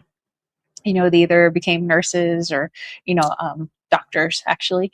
And I found that interesting, is I don't think that doctors are bad people. I think, anybody who wants to go into medicine, for the most part, they wanted to help people. That's why they wanted to be a nurse. That's why they wanted to be a doctor. And so they go into it. But then there's this, the education system, which is the Rothschild's education system. And, they teach them that there's only one way to help people, and is this way. And before, when people used to go into medicine, there was naturopathy, there was homeopathy, there was a mixture of Chinese traditional medicine in it. Yes, there was, folk medicine as well as the new modern Western techniques with, medicine. And this back in like the 1920s, 1930s. Rothschilds come along and they say, only pharmaceutical, because they wanted to have a monopoly on something. So they said, from now on, if you're going to practice, you can only administer like pills, these pharmaceutical pills and stuff like that. If you're caught doing homeopathy or naturopathy or that, you will lose your license. You're going to be kicked out of the medical industry. So there was a bunch of doctors that were kicked out. Some didn't want to lose their license as a doctor, so they went ahead and stopped trying to help people in other ways other than this kind of Western medicine. And so that's kind of what our medicine system has become. And so I think that doctors go in, or people go in with good intentions, and they want to help people. And then they're taught this is the only way to help people. They trust their textbooks, just like, parents and kids nowadays trust that what their teacher is telling them in elementary school, middle school, high school, that this is the way the world operates. Well, doctors are no different. They go to medical school and they're taught this is the way the world operates. This is how you help people. And also, if you try doing it any other way, you're not going to be allowed to be a doctor anymore. And they're like, well, I don't want that to happen. I want to continue helping people. And so here you're stuck in this catch-22, and it's ridiculous. But who knows? Maybe all these systems are crumbling, and I think they are because, I'm on the interwebs teaching that there's other ways. I know there's thousands of other people on the interwebs and talking to people in person that there's other ways of helping to heal yourself, and people are seeking out alternative ways. So yeah, things are changing, homies. Costalini says, why would anyone trust someone who profits indefinitely off of them being sick and has the backing of the government? Not just the government, the banks, because the banks own the government, really, if you think about it. Shapeshifter says, seriously, the links these guys would go to make money. Lifelong dependence. Lilith says, I was about to call you last night, but then I didn't. Well, wait, last night, my night? Because I went to bed kind of early, actually. I was like, I need a rest. But yeah, we could probably maybe chat this upcoming week. That would be cool. Sherrybug says, of course, having large conglomerate corporations owning food companies and also pharmaceutical companies also makes one pause. I know Bayer and Monsanto were in charge of basically spraying crap all over our food, but then they're also part of the pharmaceutical industry, but also have a big stake in like how laws get passed, because everybody's got some hand in somebody's pocket. And also, yeah, it's just like this is connected to this, for sure. Lilith's like indoctrination. Oh, she said, look at us all. All odds are stacked against us, yet here we are thriving. I'm proud of us. Well, me too. I think we are thriving. And I don't feel like we are as small of a minority as we may think anymore. Before it was like, people practicing the healing world of plants. It was like the random hippie on the block with the wore the patchwork dress or something, and it was like, oh, that's that person that doesn't go to the doctor, and it was like that weird odd person. Now it's like, then there was more people that were interested. Now I think it could be brought up in just regular conversation. Like somebody might say, oh, I went to the doctor for, my back pain, this and that. And, somebody could bring up, hey, have you tried wild lettuce? I'm not saying, disregard your doctor's advice, but maybe you try this too, and it's not so weird anymore. And this is progress. I think this is good. When you guys share your knowledge, because I know you guys are in different parts of the US, you're in different parts of the world, and you're sharing what you know about your culture, your world, your part of the world's like way of healing, and some of it is more spiritual based healing. Some people focus more on just the plant medicine. Some people incorporate animal medicine, like native tribes. And I think it's just wonderful. That's what, community is all about. I think this is what New Earth is all about, is people coming together, sharing ideas, and that's how we grow. It's not about one person having to know everything in the whole world. And actually, this idea was reinforced actually when I went to church today, and it was at the end of the service, and they have a really awesome band, by the way. I mean, they're like profesh, they're really good, and their singers are really good. And so they're playing, and I'm looking at each instrument. There's a guy playing an acoustic guitar, there's a guy with an electric guitar, there's a guy with a bass, there's the guy on the drums, there's a couple of vocalists, and a couple of people on keyboards. And I'm like, individually, these people are very talented. The singer, she can, let's take one singer. The singer, she can sing a song and she would sound beautiful just on her own, nothing, surrounding her. The guy on the guitar, he could probably play a really good song on the guitar all by himself, be really good. Somebody on the drums, just banging away on the drums, probably sounds really good just in the drums. But when you put them all together, they make a freaking song, and it sounds beautiful, and there's depth and there's rhythm to it. And it's so much more than what each person could have done as an individual. And so I feel like that's this time now. Like, we're basically becoming one beautiful band, right? Where we each have an individual talent. So for me, yes, I like to do a lot of different things, but I don't know everything. I don't know all the healing practices of the whole entire world. I don't know all of, all spiritual everything. Like, I don't know all of that. I don't know all the homesteading or all the off-grading. But if you're in a community, everybody knows something, and everybody's a master at least one thing. Or at least, they're really good at that one thing. But if we come together, then we can help each other be really good at everything, So let's say there's one person really good at making cheese. Great. That person knows how to make cheese. This person knows how to make tinctures. This person knows how to raise cattle. This person knows how to build a house. This person knows how to paint. This person knows how to do dentistry, and they got a thing for teeth. This person knows how to set bones. I don't have to know all those things, because all these other people are really good at what they do, and we come together to help each other out. So I think that, yeah, we're doing good, guys. Let's see. Lila says, my night, I think you were in the midst of rolling cinnamon. Oh, yeah, I might have been doing that. I was rolling in cinnamon. Shapeshifter says, where I live, people, including us, have our own shamans to go to. The guy's literally a wizard. Oh, that's so funny, because I was watching a video yesterday about a guy talking about mugwort. And in the comments, the first comment says, I trust this guy. He looks like a wizard. I trust wizards. That's awesome. Sherry Book says, all this being said, there's also a big problem with people taking responsibility for their own health.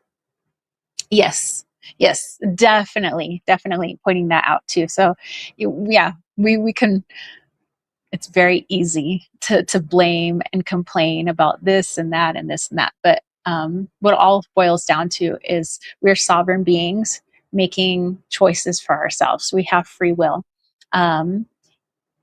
Even when, let's say, like, there's a friend of mine, she lives actually in my hometown in San Diego, and she's got her kids. She's, has a boy with special needs, and she didn't want to put them in the regular education system. She doesn't want to be buying all this stuff from the grocery store that's, with this and that. And so she had to make the choices. Maybe it was a little bit more work, but to get what she wants, she had to put in that work. So she actually helped create a homeschooling community. She was unhappy with the current public school education system. So it was like her choice to make these changes.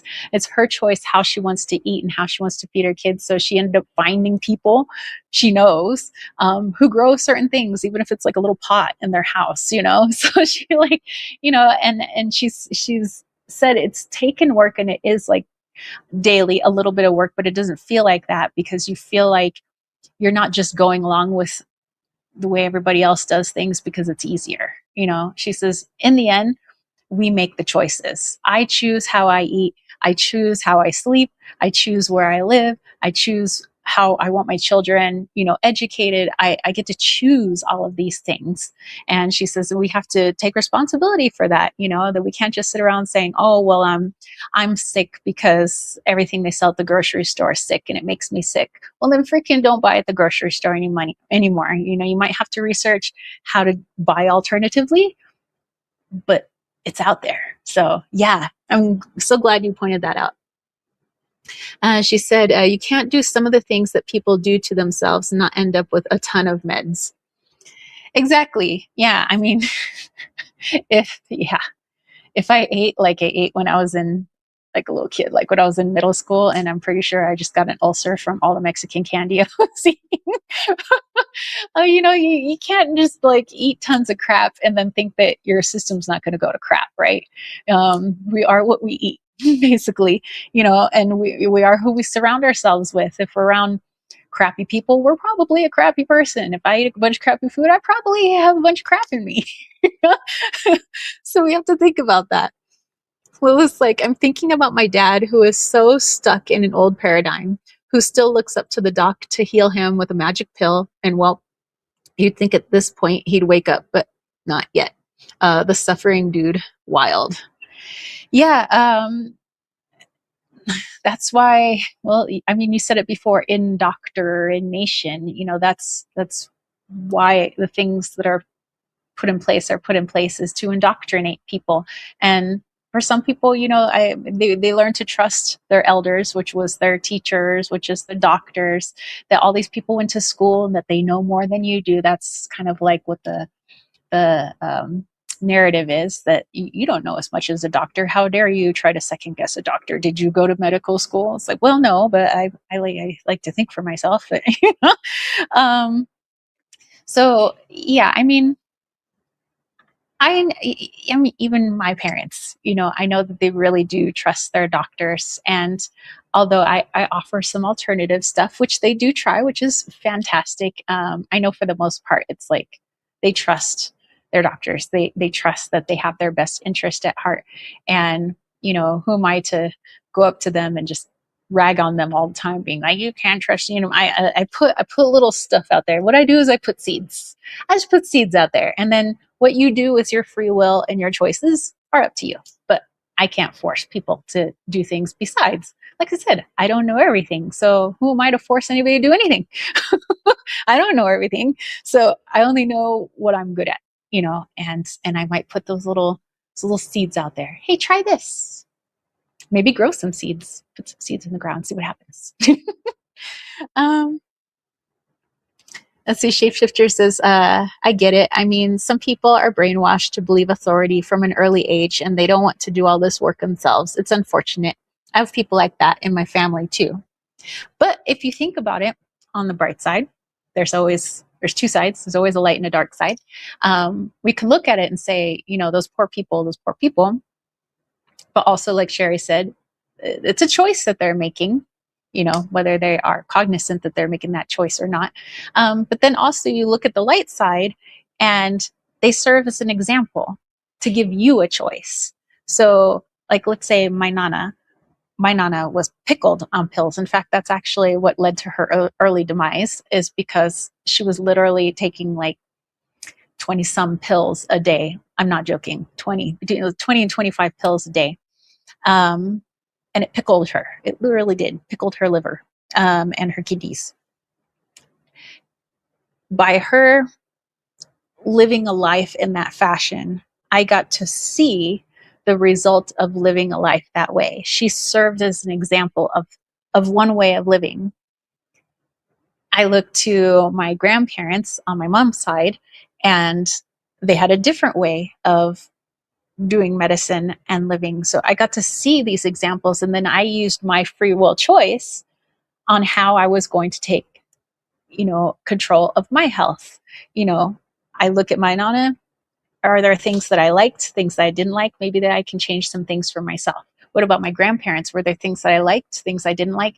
How can I take some of that or reject some of that for myself? And so I think that it actually serves the collective, with everybody having or enacting their own free will in this way. Like I said, some people super indoctrinated, super brainwashed, but they're serving as an example. They're giving somebody a choice. There are some people just freaking living in the forest, living off the land. They're serving as another example. They're giving somebody a choice. So that's how we end up changing the world, is just being ourselves. We just do our thing. Try to help as many people as we can, but basically we focus on growing ourselves, growing inwards, growing spiritually, growing, and learning, trying to understand as much as possible. And basically we're just giving people another choice. They get to see Sherry Bug, they get to see Lilith, they get to see Costalini, Shapeshifter, everybody. They look at you guys and you're giving them another option, another way of living, just by being yourself. I'm like, isn't that cool? um, let's see.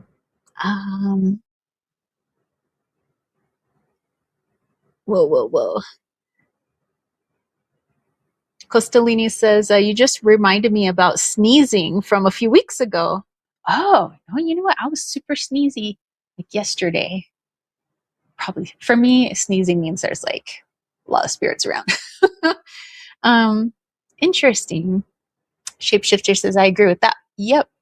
And Costalini says, seeing what would be better for someone else and seeing them not choose it is a problem with our egos. It may be their path. Yeah. I mean, like I said, we can offer an alternative view. We can offer advice. We can't make people do things. But in the end, we're all aiding each other just by being ourselves.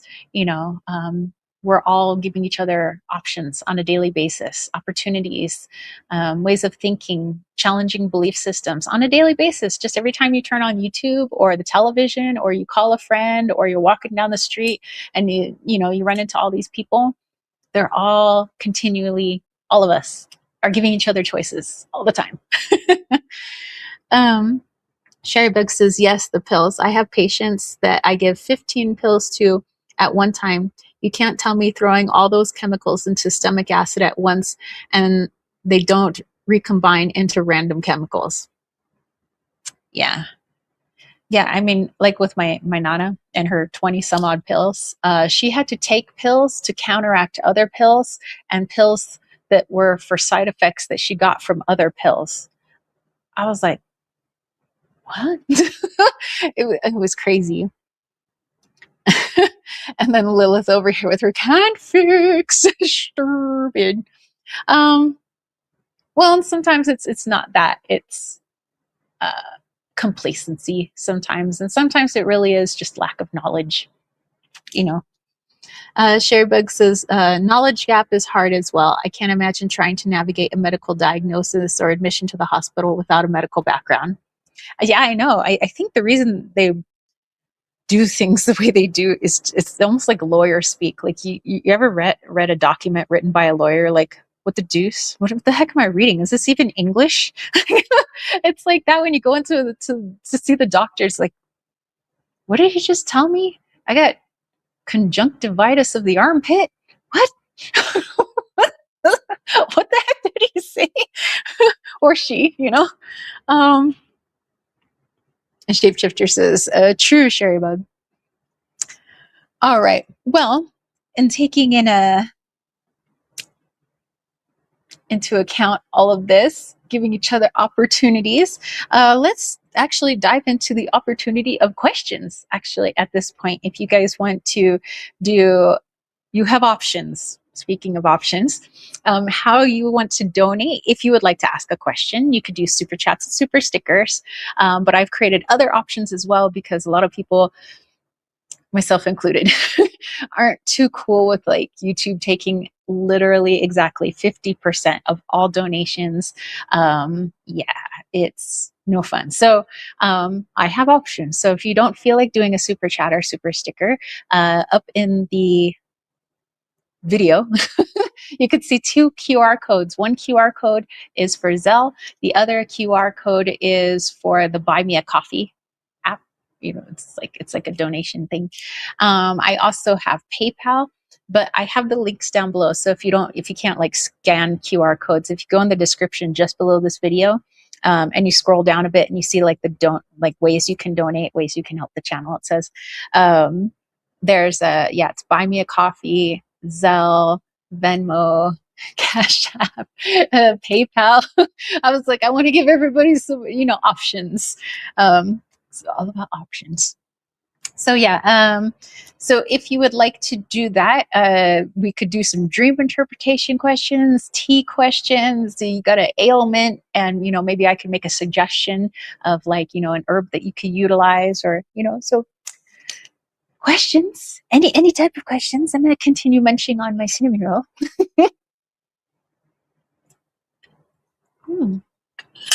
Very good. Mm-hmm. Lila says, I love how I had a dispute about some medication some doc wanted to prescribe me, but gave me crazy side effects. Should try to pass me off as psychotic. Docs can be horrendous that way. Well, and then there are some doctors, again, not all, because I've met some really cool doctors, and then I've also met the doctors that are like, I'm a doctor. I freaking heal people. I'm like, okay, sir, madam.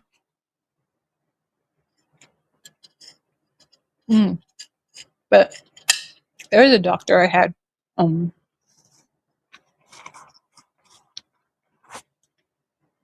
back in San Diego when I was teaching. We had to get like a yearly checkup, and when I was coaching too. And so I just needed a doctor, somebody I could see that says, yay, you're not falling apart. Like, go ahead and go have another year of teaching. And it was just like, just a checkup. Like, they check your heart, they check your breathing, your reflexes. Okay, you're good to go. So I had this doctor named Dr. Guest. And what I liked about him is that, back when, because I didn't know too much yet on how to help heal myself. I mean, I had little bits and stuff that was passed down in my family, like what to do when you have a cold and stuff like that.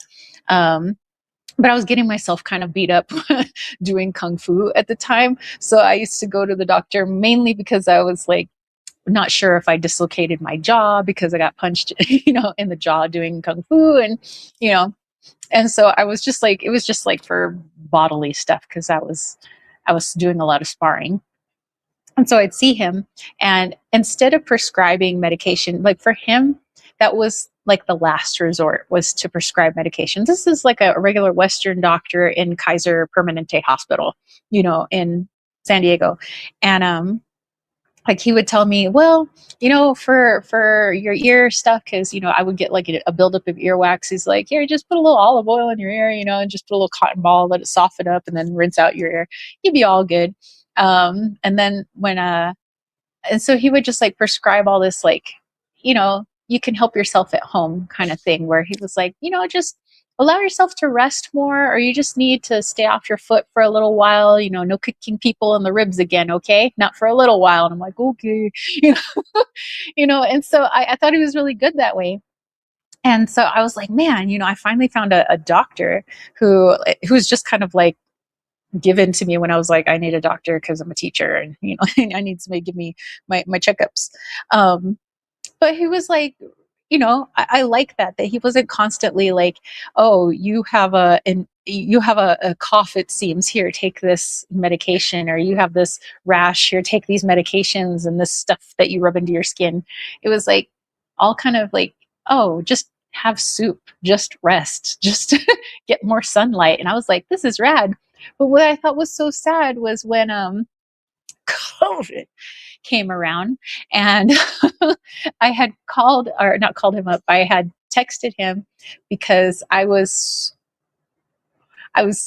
trying to do some stuff with the school systems so that it would be my final year and that I was going to move to Arizona. And so I needed his doctor's note on something. And I remember he was like, it was like his attitude changed. He was like, you need to get vaccinated, and you need to da da da da. He goes, because this is a really bad thing and it's killing people by the tens of thousands. And I was like, well, if it was doing that, wouldn't we not have a country left? Well, I mean, don't try to think about the numbers. You need to really, get the jab basically, and you need to da da da.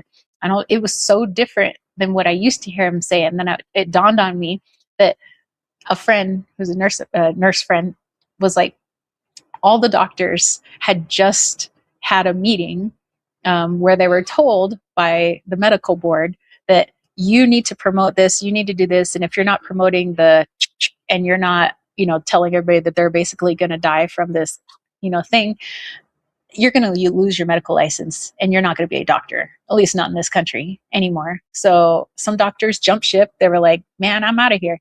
And some doctors were like, this is my livelihood.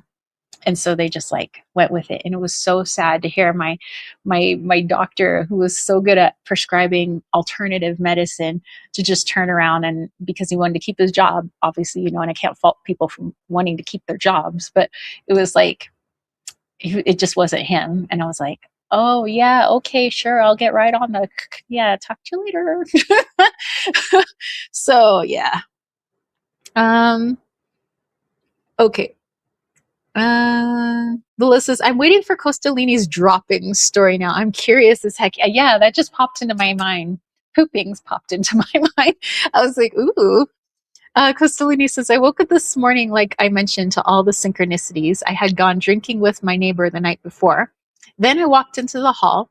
There was a bird shit all over the place, all over the ground and walls, but smeared over his door. And then when I got to my car, there was even more bird crap. So I was hoping you could help me with why there's bird shit all over the place. Well, that's interesting.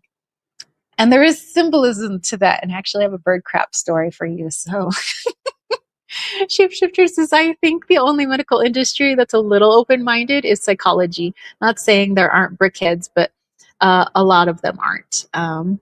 You did Kung Fu. Which one? I did Choi Li Foot Kung Fu at White Dragon Martial Arts. Costolini said, also, I started having this disgust feeling to every little clump of dust and hair and watermarks everywhere, like overwhelming grossness after all the 11/11 stuff. Lots of like white splotches, all zero dead people on the street. It was like, oh, not concerning at all. Okay, so before we dive into your bird poo, just a quick little thing. My mom told me that back when I was like an infant, she would put me in my stroller and she would take me for a walk every morning. She'd go walking on the sidewalk in front of our apartment. She'd walk up to the park and back. And she says, and it was right under the telephone lines. And she says, and one day, it was a beautiful sunny day. So I decided to pull your little, like my little shade on my stroller back so I can get some sun. And she says, and at the moment you like looked up and you were looking at all the pretty, pretty birds, she was like, it was pigeons really on the telephone line. She goes, one of them just went just like right in the middle of your forehead. So it's like I got christened by the birds with their poo. She said, well, anyway, she said, after that, I was terrified of birds, that I didn't want to go near birds. I was scared of birds. I kept thinking that they were just going to like attack me with their poo, apparently. But yeah, she's like, as you got older, that fear went away because my mom actually had two birds. Like we had two parakeets. One was blue and black and the other was yellow. So it was Georgie and Rosie. And so I think that helped me to not continue to be fearful about birds. And then after that, like birds were my best friends. I'm like talking to the birds all the time. But I just thought that was funny. Like birds are like, hi, human, welcome to the world. Anyway, okay, so let's look at your thing. So there was bird poo everywhere. So it's the ground, the walls, it's smeared on your neighbor's door, all over near your car. Okay. Poop a doo. Okay. All right. Let me think on this with some cinnamon.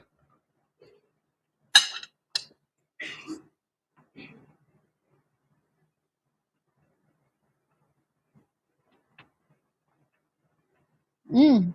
Mm-hmm. Okay. um, Costolini says, or Lila says, Costolini got baptized. And Costolini says there were pigeons too, I believe. There was a pigeon nest they removed recently. Okay. So, a type of defense, not usually with birds, but in some animals, poo. Poo is a defense. Smelly stuff is a defense. Kind of like the poor baby skunk that I'm so glad survived to live another skunky day. Its defense is that skunk spray. It sprays out near its butthole. It's got a particular gland or something. Anyway, its defense is stink. Um, Sometimes chimpanzees will also throw poo as a type of defense. There are also various like other animals and also insects have this thing about poo. Um, and what is it that I learned about rats? Oh, rats will sometimes get the poo of other animals, like let's say a coyote. Basically, they'll find the poo of predators and smear that poo all over their nest because they want to thwart danger so that if another predator is coming by and it smells like mountain lion poo or like coyote poo, it doesn't want to mess with the coyote or mountain lion. So it continues to walk on by, not knowing that there was a family of rats sitting there. So sometimes animals will use it as a camouflage, and sometimes it's used as a defense. So this is something to think about, as gross as it is, with what happened with you. Also, humans do it too, to a grosser degree, I think. Like with the high school students during the whole lockdown time, and we started coming back to the schools, but it was just it was like a rotating schedule, so they wouldn't have the whole population of all 2,000 or 21,000 or 2,100 students there at once because they could get sick and contagious. So the kids were trying to show their frustration because it's like they didn't have a voice. And just staying at home all the time was like really messing with their mental health. And so they were ripping out the toilets out of the bathrooms, like literally ripping them out of the walls. And I don't know what kind of superhuman strength these teenagers had, but they were pulling the toilets literally out of the walls, taking the tiles off of the walls, smearing their poo all around the doorway, throwing their poo out into the hallway. There was poo all over the floors, poo all over the mirrors, poo everywhere. So there's multiple ways in which poo is used. Yes, it's a way to expel what you no longer need, right? You poo it out because your body didn't need it. Or you're using it as a boundary, like stay away, or you're using it as camouflage because you're trying to protect yourself and you want people to think something else so they don't mess with you. So we would use poo. Also, it's a way to show frustration and emotional release in humans, apparently, with poo. So let's think about what was going on with maybe you and the neighbor and everything. So I feel this is more of the boundary than it is anything else. But of course, you use your intuition. But like I said, there's camouflage, there's boundary, there's just expelling because you don't need it anymore, and there's also just venting frustration, and you're trying to make a show of it, like get everybody's attention. So, but in this case, I feel it's more of a boundary, and the birds are trying to show you about boundaries, hence like smearing it all over the place. Because if a door is smeared in poo, how many times am I going to say poo during this live chat? That's awesome. I'm so glad. I always think of like, what word am I repeating during a live chat? This week it's poo. I like it. But you'd think twice about opening that door, right? Because it's full of poo. So the same thing with our boundaries. Sometimes they're verbal, sometimes they're energetic, sometimes they're both, sometimes they're physical. But I feel like this is bird coming in, trying to show you boundaries. We might think of birds as being boundaryless, unless they're caged. We're like, well, but they're uncaged. These birds fly all over the place. They do, but they have boundaries. I mean, they're how they set up their nest, actually has their poo in it and stuff. It's a boundary. It's letting other birds know, like, hey, stay away. This is my territory. I mean, hawks are territorial, eagles are territorial. Many birds are territorial, but there's like this almost like an unspoken thing of like, this is my territory. And sometimes it's because their junk is all over the place. Their stuff, their whatever bits of uneaten food or whatever, and their poop is everywhere. Dogs do it. Dogs mark territory. They do a little bit of pee. I don't know where they have this reserve of pee so that they can mark everything, but there's always this pee that they just, and even when they poo, they're trying to let other animals know, this is my area, this is my property, my house, my humans. Cats have a gland on the like near their mouth or in their like cheek that they rub on you. The cats are always like rubbing on you because they're trying to leave their scent on you. So as much of the animal kingdom is all about scent, and that's how they mark their boundaries. Now plants can't really take poo everywhere because they're kind of stationary. So that's why they have to have defenses on their body, sometimes smelly, in order to keep certain things away. Kind of like valerian. Ugh. Anyway, so yeah, I feel like this is something about boundaries coming up with you, and maybe putting up boundaries with certain friends and family as much as you love them. And sometimes we think, well, I love my best friend or I love this person, why would I have a boundary with them? Well, we all need boundaries at some point. I mean, I have best friends and they know that there are certain boundaries with me, certain things that like, okay, you've crossed the line. Now you're being hurtful, instead of helpful. So for you, it might be time to reevaluate your boundaries and who you have boundaries with. Are they aware of your boundaries, or do you think they know your boundaries? Are you just assuming, so maybe some things need to be voiced. You don't need to be a D about it. You can just, hey, that's not cool. Or, hey, that's not really me anymore. I don't do that, and I feel like this is coming up because you've been doing so many changes, freaking look at your dreams. Your dreams are telling you, hey, there's some big changes happening with you. And so it's kind of freaking your ego out a little bit. But we're here to help you out, and so if there's a lot of changes happening, then obviously that's going to be reflected in the people around you. They're going to notice that. They might not be able to pinpoint it saying, oh, I see the changes Costolini's making. It's because he's going through a spiritual growth right now.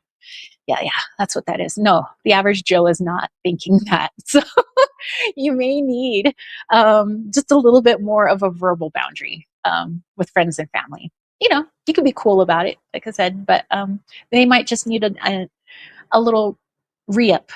You've upgraded. Your boundary needs to upgrade. um, let's see. Shapeshifter says prisoners do this too. Oh my goodness. And he's like, yucky though. Costolini says he's really nice, but vibrationally, he's where I was a few years ago, very angry at the world. Mm. Mm. So probably you don't need to cut your neighbor out, but probably just like reminding you, boundaries, dude. Looks like a door has been blessed. Spread the poo.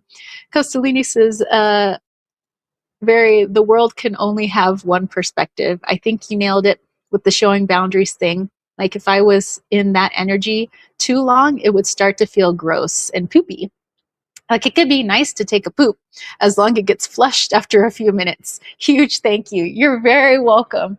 Yeah, I'm thinking about that because interesting when you talk about flush it because I've been to some friends' houses. I love them. I love my friends. It was in certain households, if it's yellow, let it mellow. If it's brown, flush it down. Well, some people were trying to save water, so the brown didn't get flushed down, and it just kind of like sat there. And I was like, yeah, let me flush that for you. Just helping you out, bro. But yeah, yay. Thank you for letting me dive into that. And wow, it seemed like even Vader's incident was appropriate. Boundaries. Hmm. Probably showing me that I need to have better boundaries with the dogs. Mm. Letting them know that when I say no, I mean no. When I say fooey, which is like really like you're doing something really bad, that means stop what you're doing, you know? So maybe, yeah. Vader took one for the team in the face. And that poor baby skunk also took one for the team to teach me about boundaries. So cool. Nice.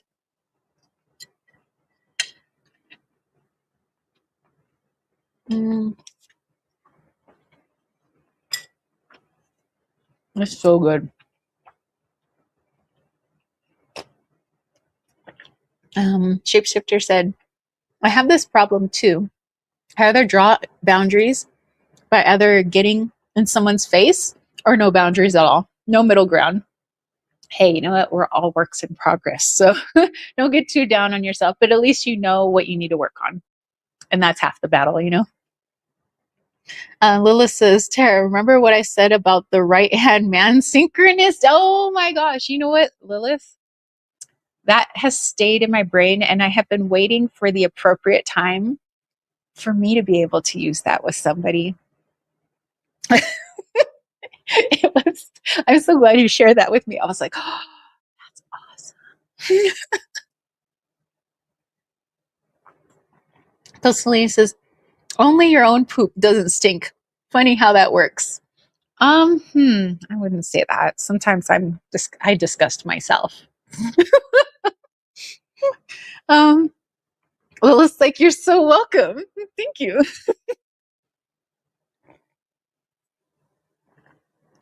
She said that was so wildly left field, but I liked how you shared it. I'm like, you got some ha-has stuffed in there somewhere. Okay, let's talk about sinuses, yo. First, I want to look up about sinus issues in here because obviously everything always stems from something energetic. And yes, we can use plant medicine and whatever to help alleviate our sinus issues, but where is it really coming from? We want to get to the core of it, which is usually an energetic thing. Work on that while we utilize our plant medicine. Okay, so let's see. Maybe it's under sinuses. A sinus. Mm-hmm. You've gone too far. Sinus. There we go. Mm-hmm. Sinus. Okay. Let's read what the complete dictionary of ailments and diseases has to say on sinus issues. Why do we get sinus issues? Like at its energetic core. So listen up if you are somebody who has suffered with sinus issues. It may not be an ongoing thing, but maybe it happens more often than you would like. Okay.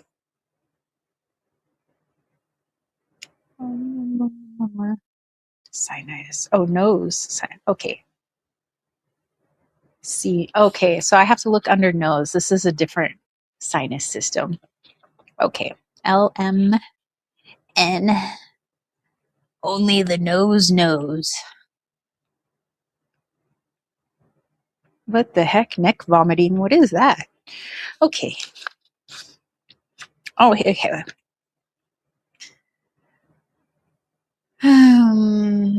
Okay. The affliction in the sinuses might be related to helplessness in front of a person or situation. I can't help her, or I am doing a slow burn. I imagine the sensation of having strong mustard in my nose, choking me and burning. I can also sense a danger or a threat that raises fear in me. This is all for nose. Whether the danger is real or imaginary, the result will be the same. It smells vile to me. The truth is hidden or twisted, and that makes me uncomfortable. Am I in a situation where I feel there is no way out? Am I being boxed in? Do I desire to have a child but have the impression that it's impossible? Or do I already have a child but want to be closer to that child, united in some way? I may have the impression that something doesn't smell right, that something fishy is going on, or that people are doing things behind my back. I resist what nourishes me, for I refuse to let air enter into my nose.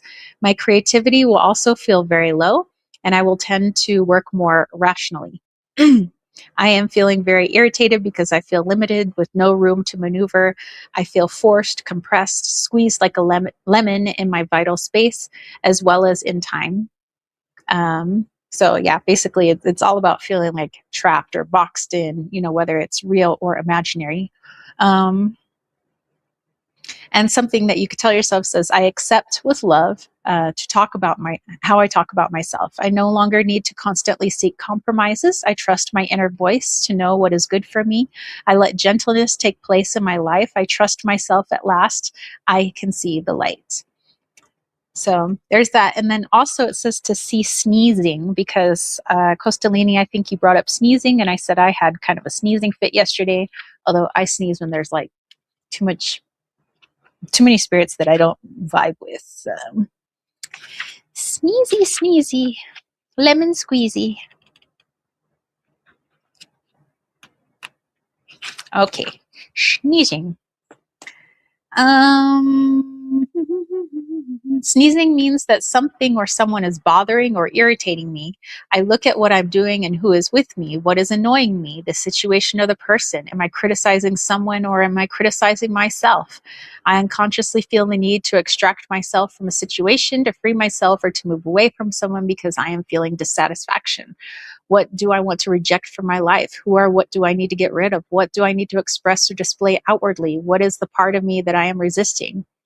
So something that you could replace this thought process with is that I identify the cause and I accept love to take place that is rightfully mine and to act in a way as to restore harmony, either by having a frank exchange of views with the person concerned or by remediating the situation. Well, there you go. So sneezing is like the get away. I'll reject your thoughts and ideas. And the other sinus issues were very much like, I feel like kind of like your nose get kind of stuffy sometimes. It feels like that boxed in feeling. So somebody might be feeling that energetically. And of course, you could go a step further and go into meditation with that. Like, where is that coming from? Why do I feel boxed in? Why do I feel like I don't vibe with this person or that I'm rejecting this situation? So that's more like a self-reflective journey to go on. Um, but let's also take a look at my new choices in natural healing to see how we can alleviate some of those symptoms that you guys might get. Lila says, I have a question if you're open. Sure. Who wonders is Vader? Tisk tisk. Lila says, oh, I forgot it was Q&A. My bad. Oh, no worries. Costelina says, lots of bodily fluid stuff going on today. Sure is. Shapeshifter says, Costelini, it's nicely flowing conversation. Costelina says, preferable to violently flowing. Yes, for sure. Lilith, I could get to a question. Let me talk about sinuses a little bit, some remedies people could employ, and then we could go back to Q&A. If you have a question, then I would be happy to dive into it. Shapeshifter says, also, in my case, it happens when I ignore my higher mind suggestion. That could be too, sneezing against your higher self. Okay. So here are some suggestions if you suffer from sinus issues. First of all, there is a little entry here that says, take a deep breath and you may inhale hundreds of irritants that can result in clogged sinuses. Among them are pollen, cigarette smoke, dust, cold germs, exhaust fumes from cars, trucks, buses, lawnmowers. And when sinuses are clogged, the mucus they produce often can't drain properly. Fluid builds up, causing pressure and pain, along with any number of problems from bad breath and stuffy nose to toothache and infection. The natural remedies in this chapter, in conjunction with medical care of your choosing, may help ease sinus pain according to some health professionals. I like how they word things so that they don't get sued. Okay. So first of all, there is acupressure that you could utilize for your sinuses to help get rid of sinus pressure and pain. This is to gently press the LI20 points for a couple of minutes. You can press them simultaneously by using the index finger and middle fingers of one hand. So those pressure points are actually right here, right where the like crook of your nose is.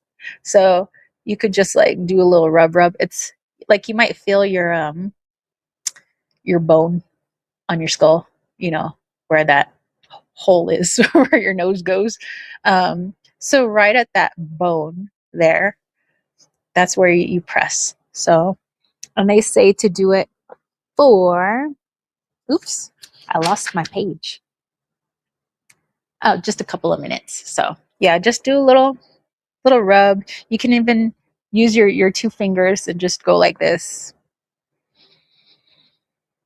You know, give it a nice firm press. You don't have to press too hard. You're not trying to break your nose bone. you're just you're just trying to alleviate some of that pressure. So you just roll it in circles, counterclockwise and then clockwise, then back to counterclockwise and clockwise, just for a couple of minutes. So again, right there and right there. So that's one thing that you could do. Shapeshifter says, also in my case, it happens when I ignore my higher mind. Yep. And Costelia says, psh, what does the higher mind even know? He's like, Shapeshifter says, Costelia, that guy thinks he's Ogwe. Can't even talk like a normal person, only through signs and symbols. Okay. Oh, and then there's an Ayurvedic suggestion as well. Ooh, wow, they have a lot to say about it. So let's read what they have to say. A sinus problem is caused by an excess of kapha dosha, according to an Ayurvedic doctor in New Mexico. Um, he says that it's all about vata, pitta, and kapha. He suggests the following remedy for severe and painful bouts of sinus congestion. The remedy is rather unpleasant, he says, but it works fast. Hey, sometimes we just got to get through the unpleasant. He says to use a garlic press to squeeze fresh garlic juice, then put the juice into an eyedropper. Put a few drops into your nostrils and keep your head back so that the juice stays inside your nose for about 5 minutes. Then sit up and let the garlic juice drain out onto a handkerchief or a tissue. He says your sinuses should be quite clear. I would think if garlic juice is going up your nose, they would clear up real fast. Use this remedy no more than once a day when needed for sinus congestion. During a severe sinus attack, he says, repeat up to 3 times a day, morning, afternoon, and evening. For less severe sinus problems, a lukewarm saltwater solution may help restore easy breathing. To make the solution, you could mix a half a teaspoon of salt and a half a cup of warm water. Then he says to hold the salt water in the palm of your hand and sniff in a bit into each nostril. So you're kind of like almost like doing lines of salt water. Like you're kind of like going, you know, breathing it in and breathing it in, kind of like a neti pot, actually. Of course, I wouldn't breathe in my tea right now. That would hurt.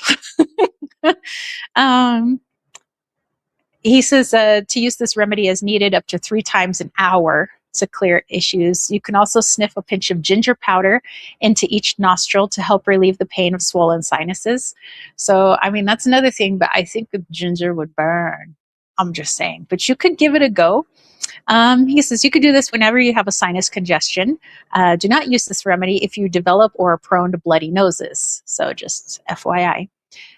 To prevent the sinus issues from developing, he suggests keeping your nostrils moisturized. You can use an eyedropper, put 5 drops of warm ghee in each nostril. Do this at least once a day, either once in the morning or once in the evening, and the ghee will moisturize your sinuses.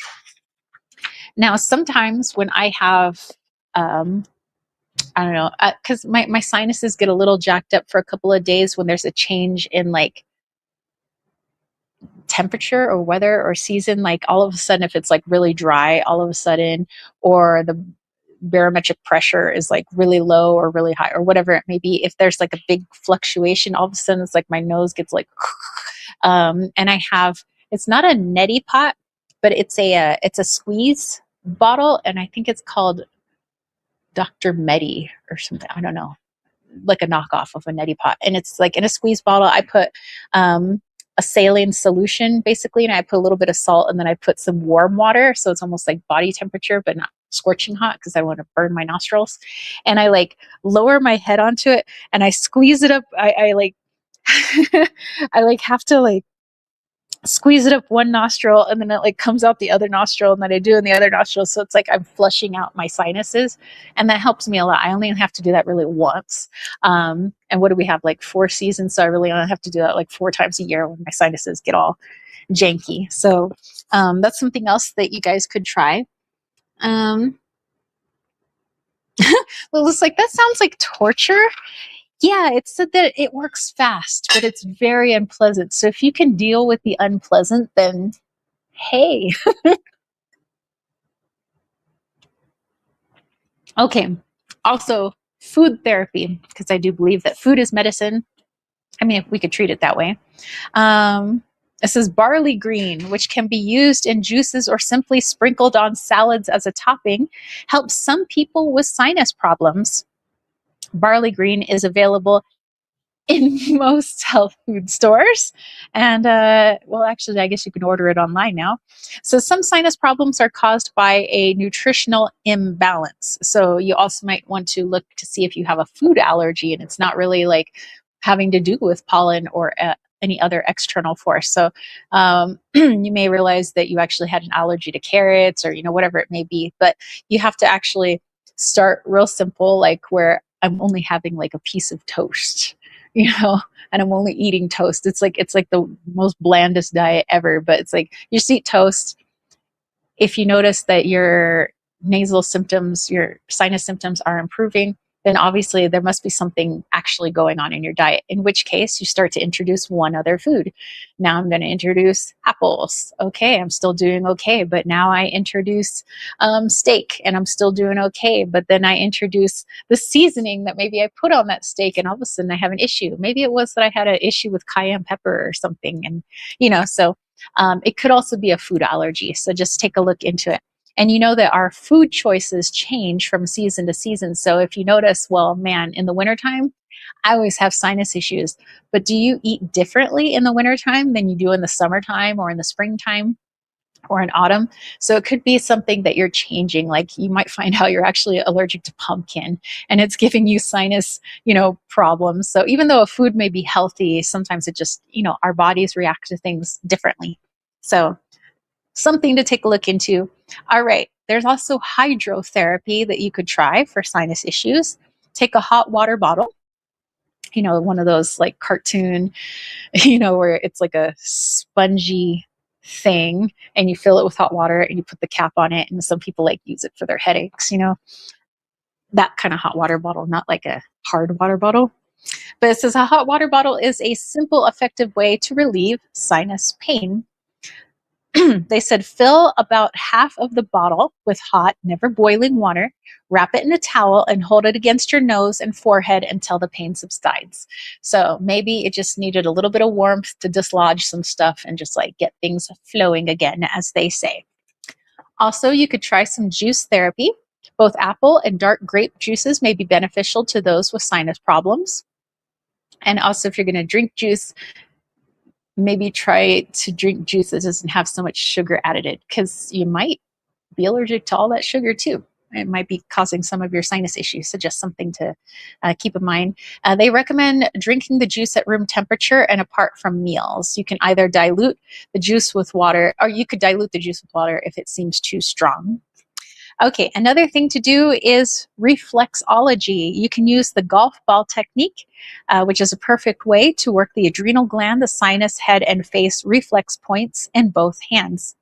Okay, so basically you get a golf ball. I don't have a golf ball up here, but you take a golf ball and you roll it in this part right here, the fleshy part of your hand.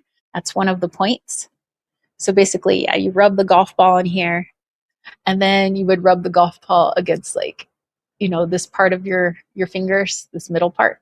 So you kind of like roll it over, roll it over, roll it over, and then you do it over the tops of your fingers, the pads, roll it over, and then over the top, like the very top of your fingers, roll that golf ball, like with some pressure because it's acupressure.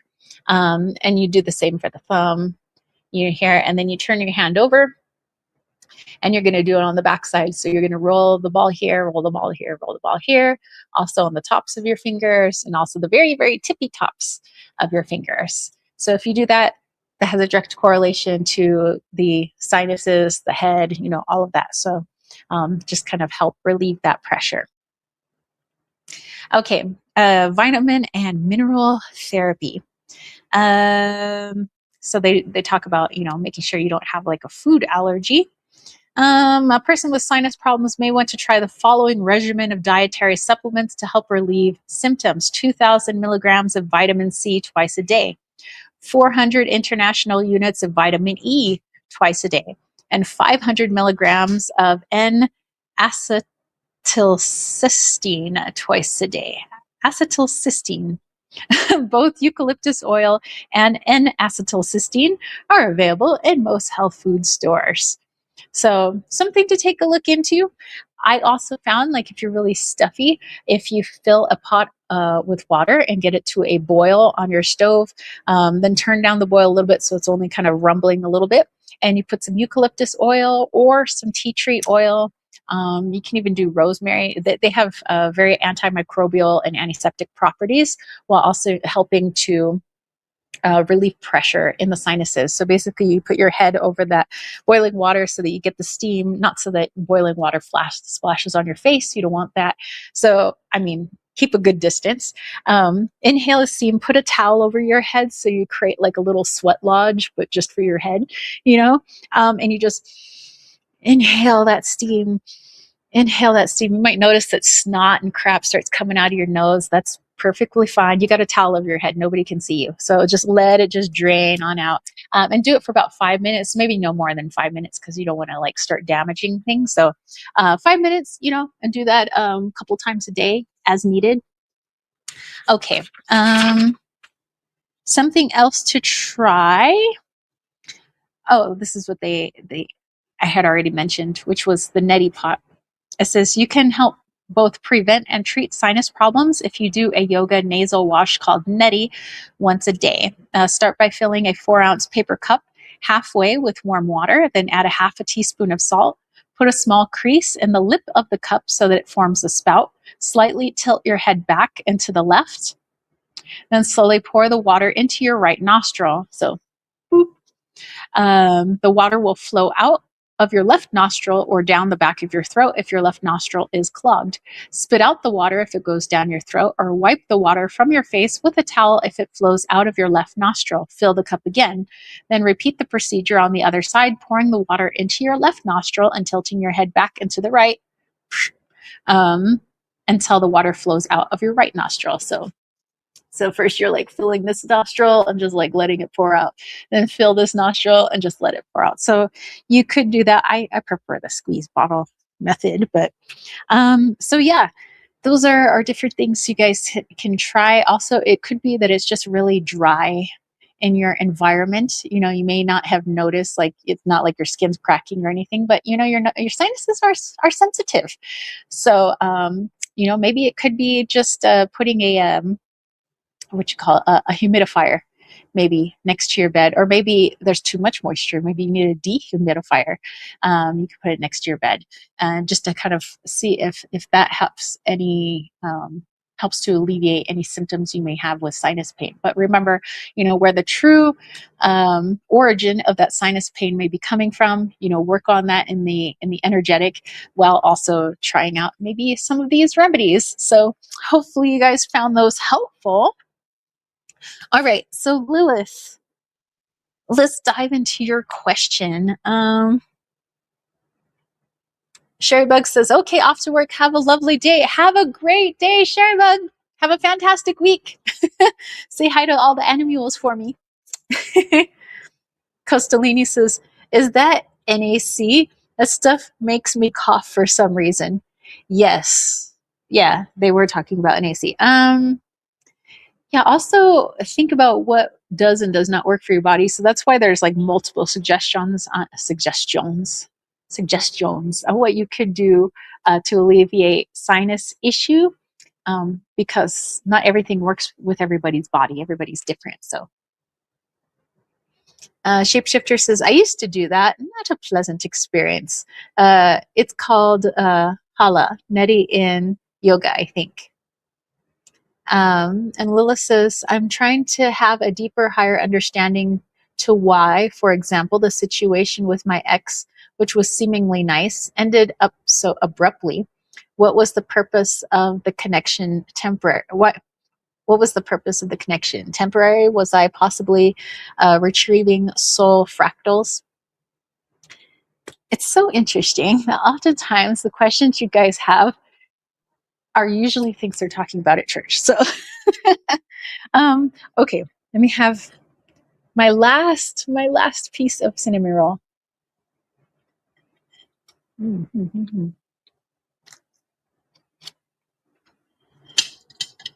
Mm-hmm.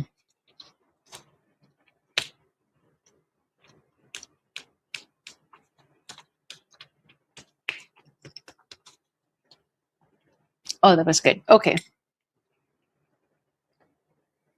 She says, but then a lot of new connections seem temporary. I'm unsure. Was it that I'm being taught? Okay.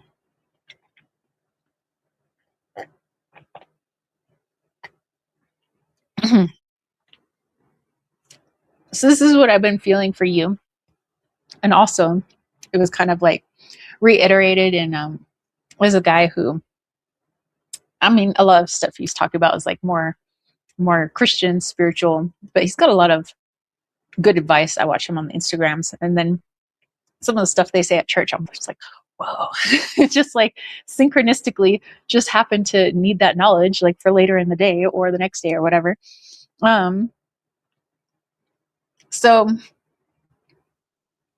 imagine, if you will, that the creator has this plan, and how it gets enacted is through each and every one of us. And of course, that plan is the light prevails, right? You know, the new earth, we're all back in the Garden of Eden, we're naked, we're having a great time. And of course, then there's the negative polarity, you know, evil, devil, whatever, you know, El Diablo, whatever you want to call him.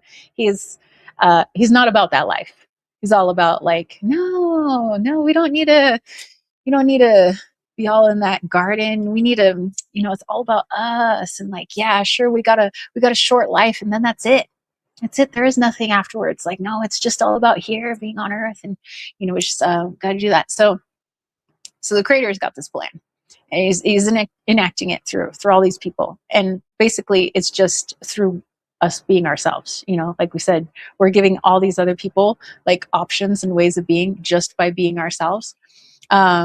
And so if the creator, let's say we're singling out Lilith, the creator was like, okay, Lilith, I put her here for a reason. You know, there's a reason everybody's here.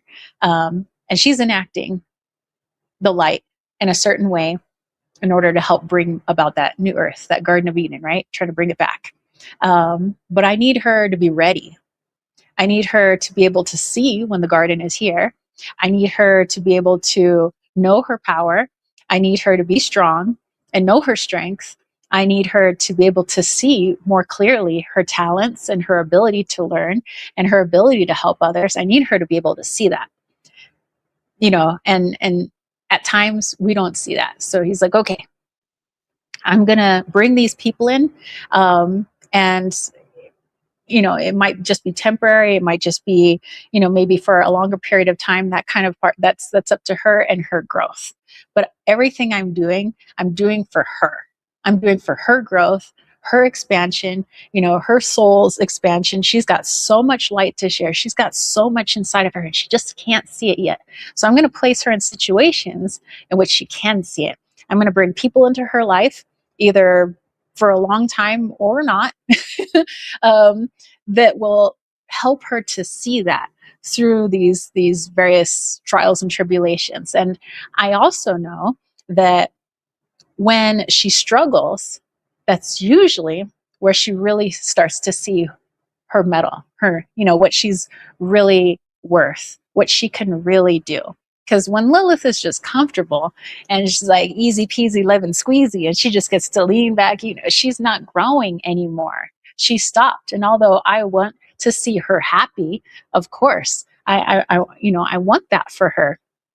But I also know that keeping her hobbled in that position of just being happy all the time because everything's going hunky dory and she's not learning anything. And what kind of basically what kind of God would I be if I hobbled her in that way? No, I'm going to test her. I want her to grow because I love her that much. And so in this, all these people coming in temporary, or maybe for a long term, or it might seem like they just got ripped out of your life, or all of a sudden this person's in my life now. It seems like that now because like I said, it like feels like we're getting closer to something really big, and it's been that way for a while. Obviously it's been going for eons, but it really feels like the ante's been moved up. So that's why it might feel like that for you, where things feel more intense, like more intense. Somebody's coming in and now somebody's leaving. Like, what the heck, And sure, there are lessons to learn from those relationships, but in the bigger picture, it's all meant for your growth. And so some people weren't meant to be there for a long time, because if they were, they would have deterred you from growing, from being able to see who you are, from being able to see your talents and all of that. So some people needed to be removed because they were just there to show you a little something and then they're out. Doesn't mean they're a bad person, doesn't mean you're a bad person. And yes, we could learn a little something about that very brief relationship and something about ourselves, but in the end we could be thankful and be like, all right, well, obviously that person helped me in some way, and let me meditate on it and see how I grew, like before the relationship and post relationship, like what has shifted in me. And it might just be in little increments, little by little, because we go through all these various relationships of romantic and, friendship and family and stuff like that.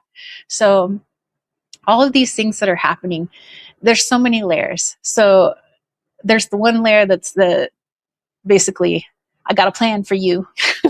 I love you. I want you to grow. So I'm going to bring these people and situations in. You may not understand why they're there, and you might feel like you're getting punished, but it's actually quite the opposite. You're not being punished in any way. Nobody's mad at you. I just really want you to grow. Then, of course, there's the other layer. Yes, it might be a mixture of past life stuff. It might be a mixture of fractal stuff. And if time doesn't exist, then that's why everything is happening now. That's why it's connected to past life, because all those lives are happening right now. That's why it's connected to like fractal stuff, because we're everywhere all at once, like right now. So there's all those layers on top of like the master plan, basically. So I feel like that's what's going on right now, and we're feeling it more intensely, like I said, because we are leading up to something. It may not be tomorrow, may not be even in the next few years, but all in divine time, right? It's coming. Okay, let me go back here. Lilith says, the Insta vid you sent. Yep. And Jennifer Humphrey says, I'm worried about religion and attachment. I'm not religious, though, just worried about other people. Religion and attachment. So, well, I used to have, what could we say? I used to have a bad taste in my mouth when it came to religion, because I personally, when I was younger, had not a great religious experience. And I put the blame on the religion itself. Like, and for me, it was Catholicism. And so Catholicism would say they're Christian, they believe in Jesus and that. But the people that were meant to spread Jesus's teachings, to share his word with everybody, it felt like they were using it to their own advantage. They were taking some very powerful teachings, powerful words, and what does what does the ego sometimes do when it's got a lot of power? It gets corrupted, because it is corruptible. It's like, ooh, I got all this power. I got a powerful book here. I got powerful words. These people are going to listen to me. So I was surrounded by some people that did some not so nice things in the name of that religion. And it took me a long time for me to be able to separate the people from the light that was in it, because I thought that all of it was corrupt, all of it's bad, all of it's, people have done a lot of bad things in the name of light, when it wasn't light at all. It was corruption masquerading as light.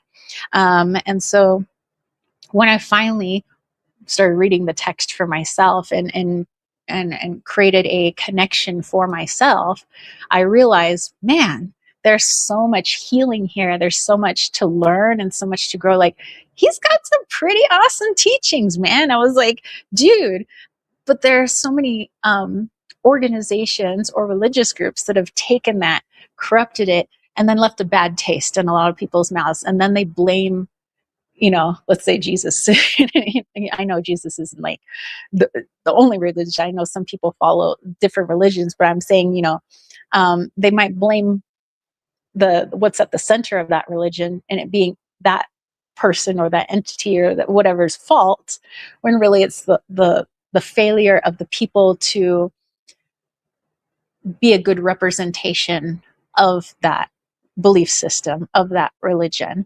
So yes, I like stayed away from, I read up on religions. Like, I read up on Mormonism, Hinduism, Buddhism, Christianity. I was like reading up on these things, and I was just like, but every time I would go back to Catholicism, I was like, nope.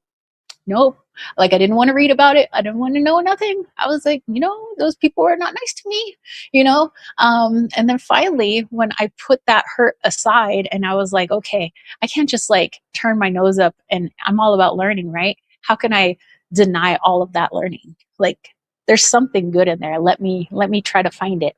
And I found it, and I realized it was the people. It wasn't the energy itself. So I think that something as powerful as a belief system, as a religion, because it is steeped in light, can be corrupted by people who want to be at the center of that power.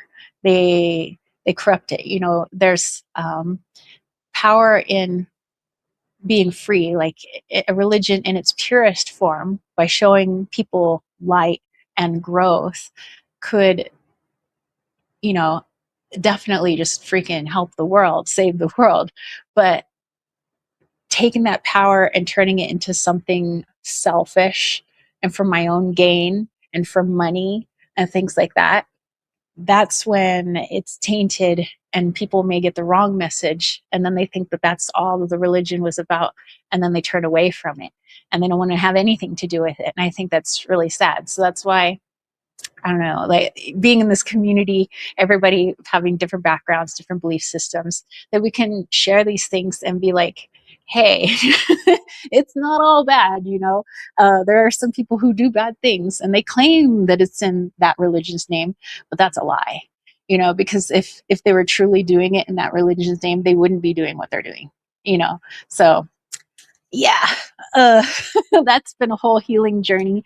And I definitely can see that, if somebody had not so nice intentions and more selfish intentions, taking something as powerful as a belief, as a religion, that they would definitely get attachments with that and then pass it on to people unknowingly who are taking in this like false message, and the attachments come with it. So I can see that. But it's working on our spiritual hygiene. Then it's just kind of being aware of that, and it may take some time, but life's a journey. um, let's see. Costalini said, I had a strange vision thing yesterday. I tried to clear my mind as much as possible, and I got the strongest impulse to just consume a purple shake. Didn't matter what fruit, blueberries, pomegranates, strawberries, whatever, just get something purple in my belly. Wow. Well, what does purple represent? Freaking spiritual knowledge, crown chakra. Oh. Plus, usually anything with purple, like a purple skin, red and purple, they have the highest amount of anthocyanins and antioxidants and things to combat oxidation or oxidative stress. So, it seemed like your body was really craving that too, because usually like when somebody's like got a heal cancer diet, they fill it with everything purple. So when you're wanting to get rid of something, you want to heal the body quickly, fill it with purple foods. It's what's in the skin, like I said, could be in grapes, could be in blueberries, anything with the purple. Eggplant, some of the nightshades and things like that. They have the purple, very high antioxidant, anti-inflammatory, like all the good stuff. So probably craving that as well. And Lilith says, damn, Tara, what the tearjerker? Oh, I didn't mean to make you cry. I'm only passing on good stuff for you. Costolini says, AirPods died. Can't be playing this out loud in the gym. Thank you as always. You're welcome. Have a great rest of your day. Have a great week. Have a fun workout. Shapeshifter says, a lot of STS types are at the helm of religious organizations. Well, if there is this, which I believe there is, this push and pull between light and dark, good and evil, God and the devil, let's say this back and forth. And there's something so bright and powerful, such as spiritual knowledge, freeing people from their bondages so that they can like grow as a soul and like, like, okay, I want my hands on that power. Of course, that's what the darkness is going to want. That's what evil, negative polarity, whatever. They're going to want to have a hand in that. They're not just going to be like, okay, light, okay, God, you go ahead and empower them. Do it. I'll just be over here doing evil things. Like, no, it's going to want to have its hand in that, right? It's because I'm going to corrupt this because they seem to be like, this is their stuff. This is for their soul's growth. But if I get in that, I could totally corrupt their soul. I could totally corrupt them. That's why we got to be discerning. That's why we got to strengthen our intuition and strengthen our connection so that we don't get duped by that. And that's why we surround ourselves by awesome folks like you guys, so we can help each other out and point that out in each other. Be like, what did you say that guy said again at your at your parish or whatever? Yeah, let's talk about that. Conversation. It's the best. Okay. All right. Well, Melissa says, your words of wisdom hit me like vodka to my tear ducts. Aw, not the vodka to the tear ducts. Well, hopefully it was helpful. Okay. If we do not have any more questions, so again, super chat, super stickers, the Buy Me a Coffee, PayPal, Venmo, Cash App, Zelle. Different flavors of ways you guys might want to donate. Totally up to you. So if there are any more questions, maybe we'll go into our meditation. I'm so excited. I can't wait in a few weeks to share that an herbal infused wine with you guys. I mean, I guess you can't really come over and drink it, but I could show you what it looks like. And I could try to describe the taste to you guys. And if I find any change in my bodily system, because it is a medicine. So it's just a very lovely tasting medicine. And then, feel free to email me, tara@thesavagewild.com, or message me over on the Instagrams at thesavagewildaz.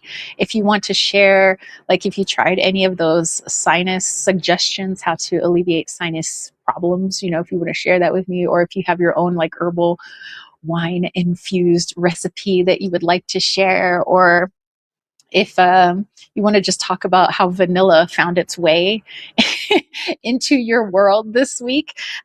So yeah, think about it. Vanilla, what it stands for, what it does is it just kind of helps put everybody in a really chill state. It's like, muscle relaxation, just it puts you in better spirits. It helps to like alleviate that oxidative stress on your skin. It helps you out with your digestion. It just like, it helps to bring down the inflammation that we might have on the inside and the outside. Just like brings everything to a chill. So maybe we just need to chill. Maybe we need to be a little vanilla this week. And sometimes that phrase gets a bad rap. Like, I don't want to be some vanilla, I don't want to be no vanilla Barbie, or I don't want to have a vanilla lifestyle, but sometimes we need some vanilla. Okay. It can't always be wacky rainbow sherbet. Sometimes we just need to be vanilla for a while, rest, recuperate, self-reflect. What do I want to do next with my life? What the heck are all these synchronicities? Let's just chill out and take a look at these synchronicities one by one. Let's just chill out and take a look at my wacky dreams one by one. So maybe it's just chill this week. Be kind to yourself. Be a vanilla person this week and have a vanilla week.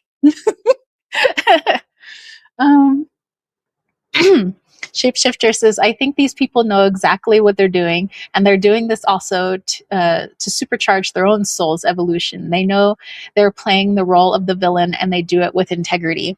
Hey, I don't disagree with that.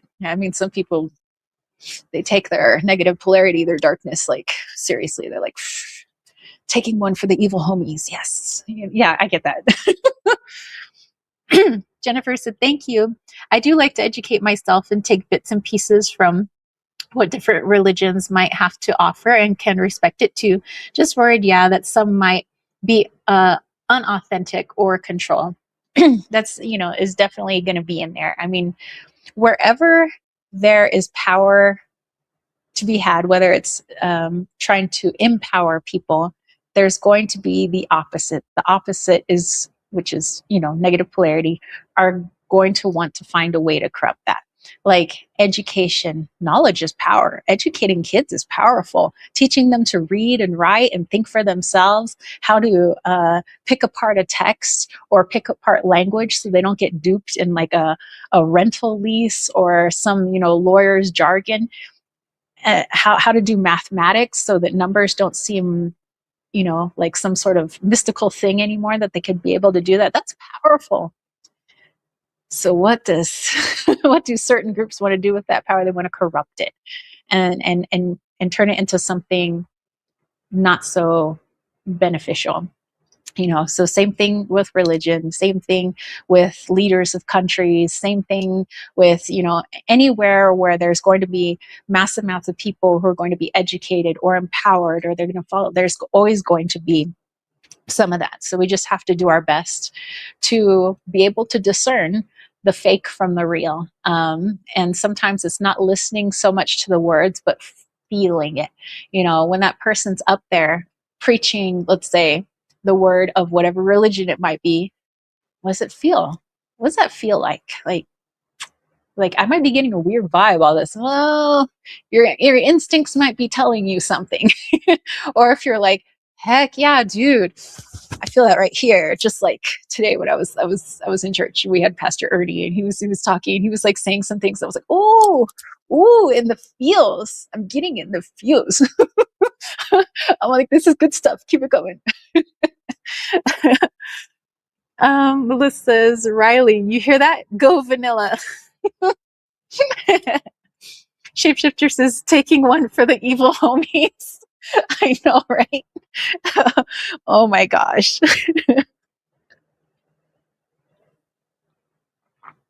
Okay. I actually would like to use my drum today. I'll take you guys outside because it's nice outside. And we're going to have vanilla be our inspiration for this meditation. You know what? I need my boots. I'm wearing my grandma's boots today. I don't bust them out very often because these boots are getting old. I think these boots are older than me. Cause she had them before I was born, but I busted them out today. All right, I'm gonna take you guys outside. Jennifer said, "Thank you so much. You are very welcome, my friend." All right, well, let's get a little healing meditation on with the help of our friend Vanilla. We're gonna have a very vanilla meditation. And then we'll wrap up this live chat. It's been so much fun. Thank you guys for hanging out with me. We did a lot of stuff. We made some wine. I showed you all the good stuff that I've been making as of late. I've been like on a making spree. I'm pretty sure my godson, who is in spirit, is probably helping me out with all this stuff because he's Mr. Like, let's do this, let's do this, let's create this. So I'm pretty sure he's behind some of it. Talking about healing certain things. You guys brought up some great conversation.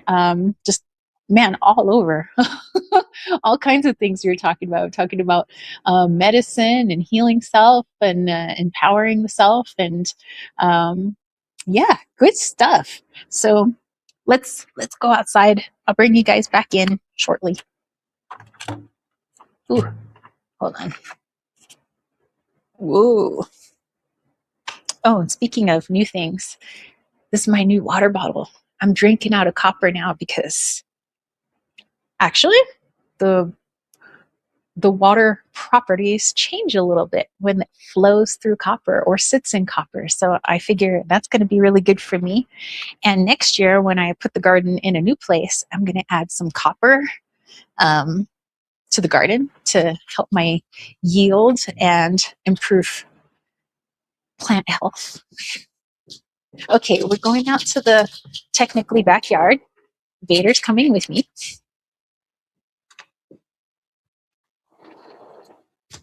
Okay, let's go, sir.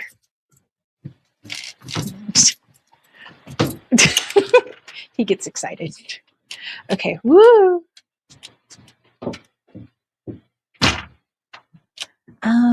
Let's go out to the rock.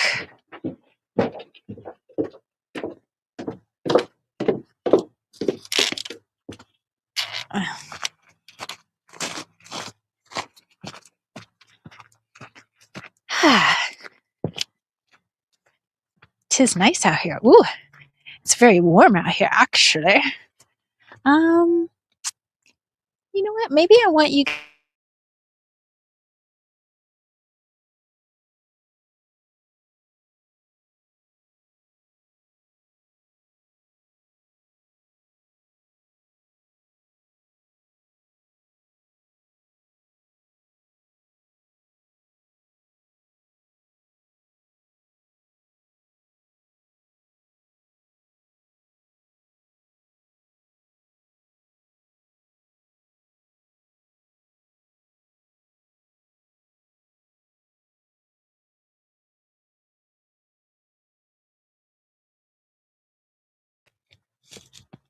Oh, there I am. Okay, yeah, we went beyond the range of the interwebs. Okay, so I'm gonna set you homies up here. Ooh, this rock is hot on my hiney.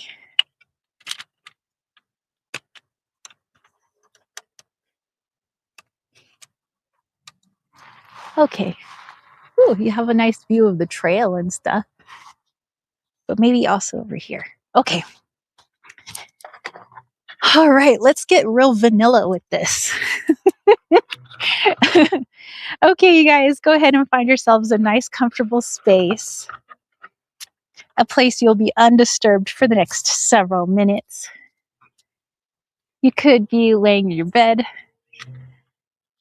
sitting in a chair, seated on the floor. Maybe you're outside in nature underneath your favorite tree, perhaps next to your favorite bush, or sitting on your favorite rock.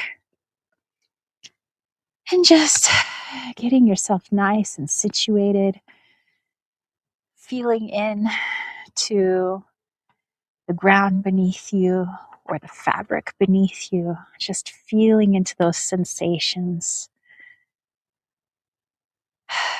Just noticing your mood.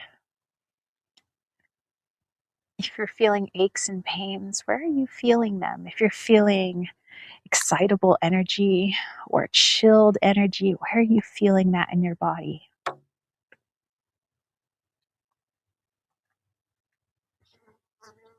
And as you become aware of this,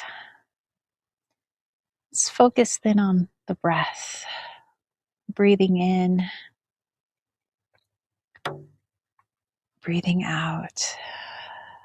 Breathing into those places within us that seem like they need a little bit more light, a little bit more love. And releasing the places within ourselves that have felt heavy or smothered or confined. We're just letting that go. Breathing in and breathing out. And with every inhale, beginning to relax even further. Every exhale, just bringing you more fully into this beautiful, relaxed state. Every external sound that you hear, sound of vehicles, children's laughter, dogs in the yard, they only serve to help you to become more and more comfortable and relaxed. Any thoughts that might be passing through your to-do list, things you need to figure out, things you need to solve. There's so much time for that later. But for now, we just nod and allow them to pass right on through. And each thought serves to help you to relax even further.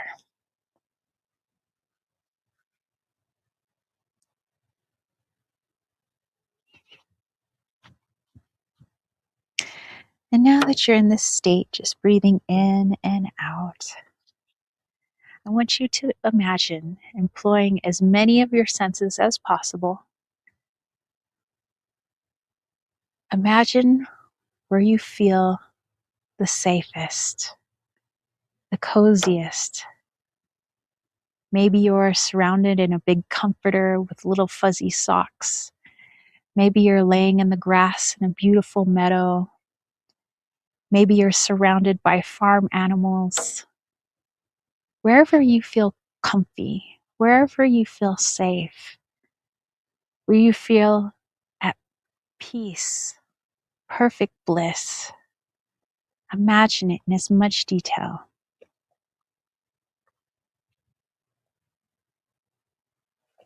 And in doing this, we reconnect to our heart space. Allow your heart to show you what you need. What comfort do you need right now? We know that our world is busy. We know that we have things to do. But what should come before all of that is the connection to your heart, which connects you to the divine, which helps to bring you peace, which helps the muscles to release their tension, the furrow in our brows to release.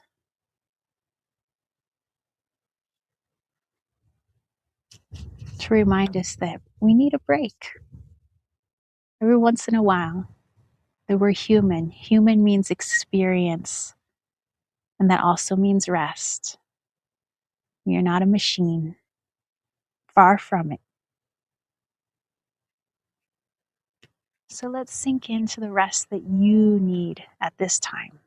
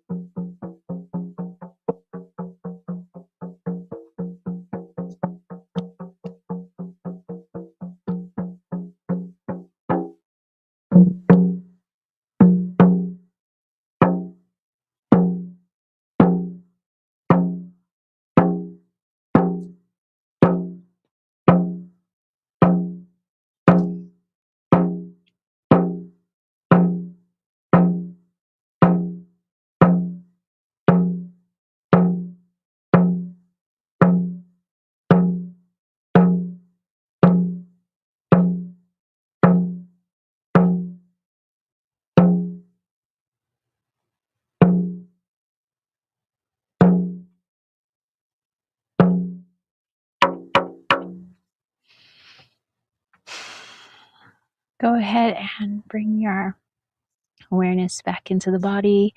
Thanking Vanilla for showing you where you needed rest, what your rest might look like. Breathing into those fingers and toes and maybe having yourself a little stretch. Yay! All right, you guys, let's head back. Thank you so much for hanging out with me today and hanging out with Vader. Hanging out in the beautiful White Mountains of Arizona and sharing your wisdom with me, your stories, your thoughts, your ha-has. Thank you. Speaking of poo, there's like all kinds of hummingbird poo out here. So much poo talk today. Thank you for that as well. Appreciated it. I always like weird topics. It's so much cooler in the house. It's a little toasty today. Well, hopefully you guys stay cool where you are. That nature bestows upon you what you need, rain or whatever it may be. All right, guys, I will catch you spiritual homies later. I hope you have a great week. Have a fabulous rest of your Sunday. Peace, love, and chicken grease. Stay wild, my friends. Peace out. Bye.